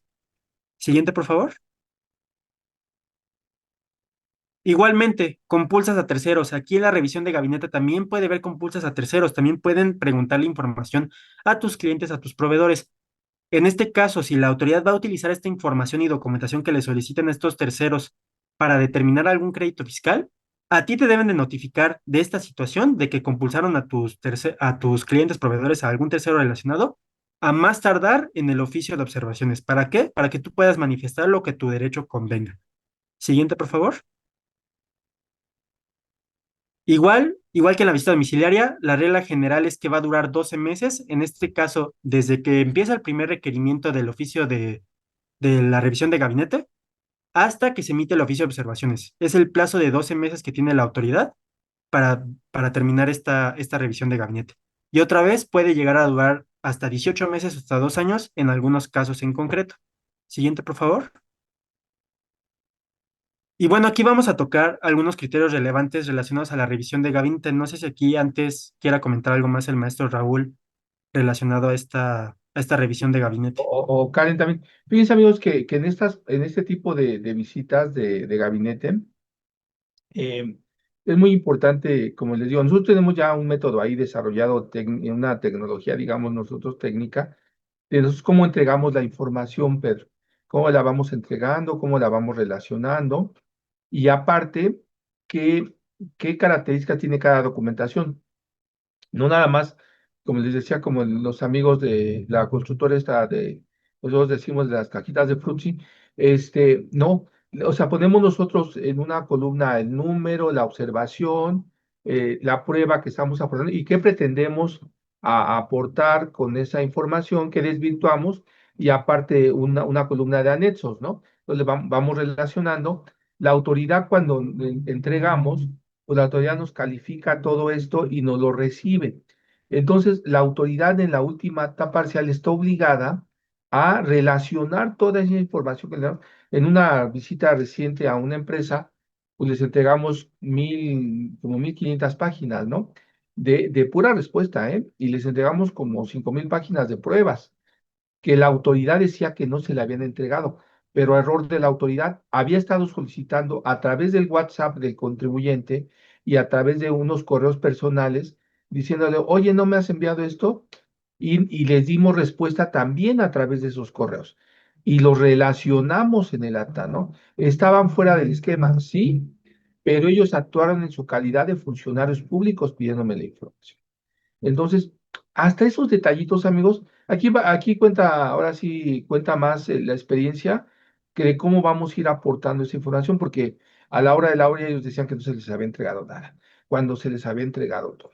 Dos, un elemento fundamental, no sé, Karen, de cómo valora la autoridad la información que decía el licenciado Pedro. En el primer momento, ellos no pueden valorar la información, sino hasta en un acta, ¿no?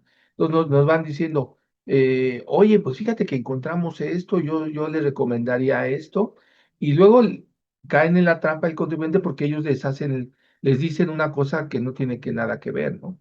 Entonces el contribuyente cae en la trampa y le dice, ah, pues sí te entrego esto cuando es una mentira, ¿no? O dos, tienen que tener mucho cuidado, verificar que esa información sea correcta, ¿no, Pedro? Que corresponda. Tuvimos un cliente que ay, tenía los nombres de sus empresas muy parecidas, muy parecidas los nombres de las empresas, y el contador que no tenía experiencia entregó la información de otra de las empresas, ¿no, Karen? Entonces ahí tuvimos un caso muy fuerte de las dos empresas, se parecían el nombre técnicamente, el cliente le puso el patito uno y el patito 2, el patito 3 y a la hora que te da la información, el contador se equivocó y entregaba todo como no lo revisaban, pues él entregaba todo. Lógico que cuando llegó la notificación, cuando llegó ya la determinación del crédito, las pruebas no eran las que tenía que aportar. Tuvimos la salvedad de que nos pudimos ir en el recurso a aportar las pruebas que equivocadamente había entregado el contador. Bueno, esos son elementos fundamentales. Domicilio fiscal, estados de cuenta, balanzas, contabilidad bien elaborada, identificación de representante legal, constancias de situación fiscal, CFDIs, materialidad, razón de negocio, todos esos elementos que forman parte de una auditoría. Aquí es donde vamos a ver si el auditor es muy bueno y también si nuestro equipo es muy bueno para responder. Porque eso depende en estos casos, ¿no, Pedro? Aquí nos estamos jugando no solamente el patrimonio del contribuyente, ¿eh? En muchos casos nos estamos jugando la libertad del contribuyente por un error. Entonces, hay cálculos que pueden ser equívocos y a lo mejor el contribuyente, toda la auditoría nació porque me equivoqué en un CFDI o me equivoqué en un registro contable. Pero sobre todo, Pedro, tener y analizar con mucha capacidad técnica ese oficio de observaciones. Y como les dice el licenciado Pedro, cómo combatir esos detalles que me está dando la autoridad. Y sobre todo, ¿no? Que a la hora, al final el auditor quiere dejar el citatorio y que te lo firmes posfechado porque ya se les pasaron los tiempos y no lo quieren atender con el representante legal, sino con un tercero. Y les digo esos detalles porque también forman parte de la última etapa, ¿eh? Porque el acta final debe de atenderse con el representante legal, ¿sí? Y si dejé citatorio con quien se encuentre en el lugar y ha estado el representante legal en el lugar, dice, yo le recomiendo que lo atienda un tercero. ¿Por qué lo va a atender un tercero? Si yo soy el representante legal y la norma especifica que yo debo de ser. ¿Tú tienes alguna recomendación, Karen, en esta de gabinete? Sí, sí, claro, Lick. Bueno, en esta de gabinete, como bien, y a lo mejor lo hemos abordado un poquito, ¿qué información le puede, puede solicitar la autoridad a terceros? A nosotros, en nuestra experiencia, sí las empresas han sido compulsadas. ¿Y qué te piden? En especial te piden la relación que tienes con el cliente, dónde lo conociste, cuándo lo conociste, por qué elegiste sus servicios. O sea, te hacen preguntas más allá de los FDIs, ¿sabes?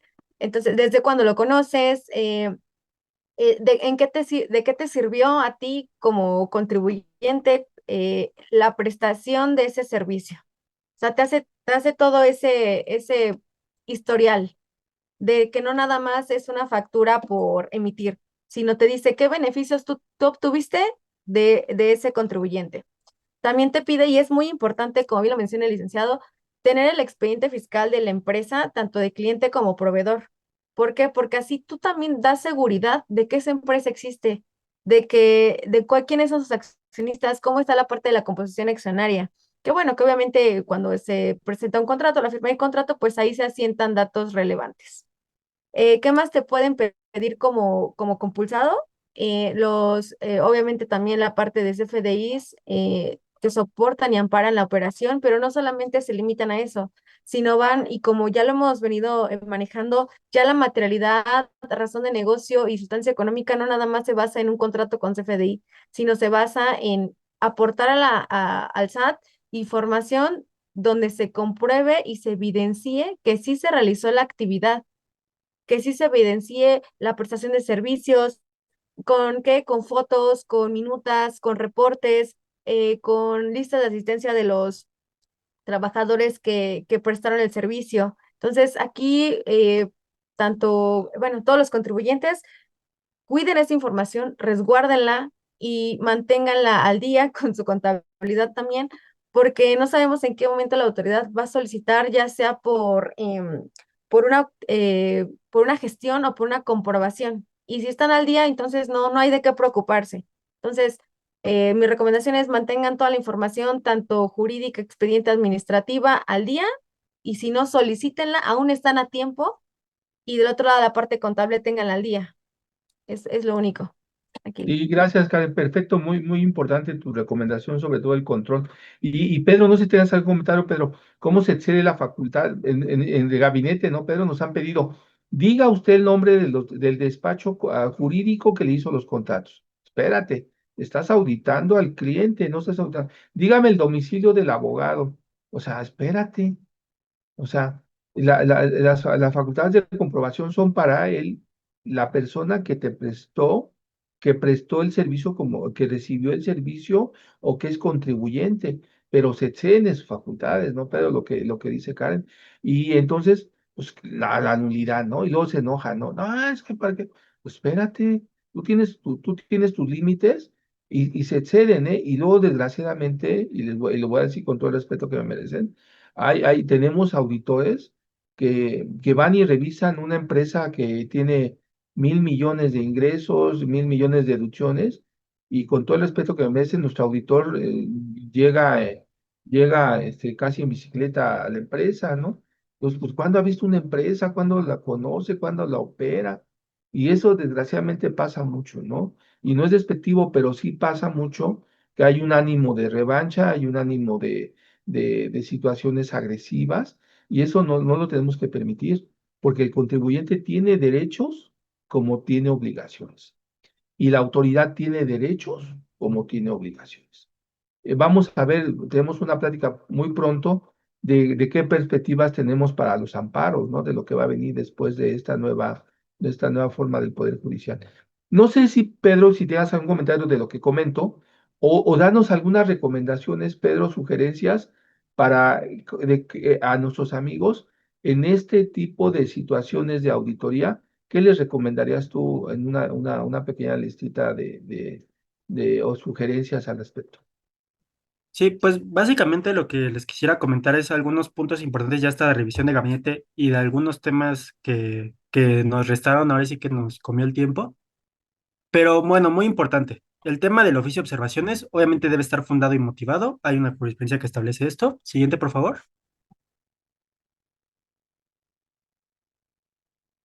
La solicitud de datos, documentos, informes en el caso de la revisión de gabinete, este primer oficio con el que inicia la revisión de gabinete, siempre te deben de señalar la calidad de sujeto que eres cuando están requiriendo. Es decir, si eres un contribuyente sujeto directo a la auditoría, si eres un responsable solidario o si te están solicitando información como un tercero relacionado, como una compulsa, por ejemplo. Esto es muy importante. Siguiente, por favor. Muy importante, lo que comentó el maestro Raúl, no te pueden solicitar datos personales de terceros que no están siendo revisados. Si te solicitan datos personales de terceros que no están siendo revisados en la auditoría, puede haber una causal de nulidad de la auditoría. Esto tanto me parece, en revisión de gabinete como en visita domiciliaria. Siguiente, por favor. Ahora bien, lo que comentamos también al inicio, la autoridad no te puede requerir información y documentación en forma de una integración especial, es decir, no te puede decir cómo quiere que le entregues cierta papel de trabajo, si debe venir el nombre aquí, este dato acá, este dato por acá, sino que la autoridad solo se debe delimitar a solicitarte qué información quiere, revisarla en la forma en la que tú le entregas y a partir de ello determinar si satisface los requisitos de la ley y el cumplimiento de tus obligaciones fiscales. Pero la autoridad no te puede solicitar que tú le hagas el trabajo de hacer un papel de trabajo en específico de una operación tuya. Siguiente, por favor. Aquí vamos a saltar, Dulce, puedes ir a la slide, 83, por favor, 82, 83. Muy sencillo, simplemente les queremos comentar que hay otra auditoría de la revisión electrónica, donde básicamente aquí la autoridad, para que ustedes lo sepan, como inicia esta auditoría, es ya con un oficio de preliquidación y una resolución provisional. Es decir, la autoridad te revisa sin que tú te estés dando cuenta con la información que tienen sus bases de datos, y lo que va a hacer la autoridad es directamente llegar ya con una resolución provisional donde, oye, contribuyente, yo estimo que me debes esto, porque revisé mis bases de datos, etcétera. Siguiente, por favor, Dulce.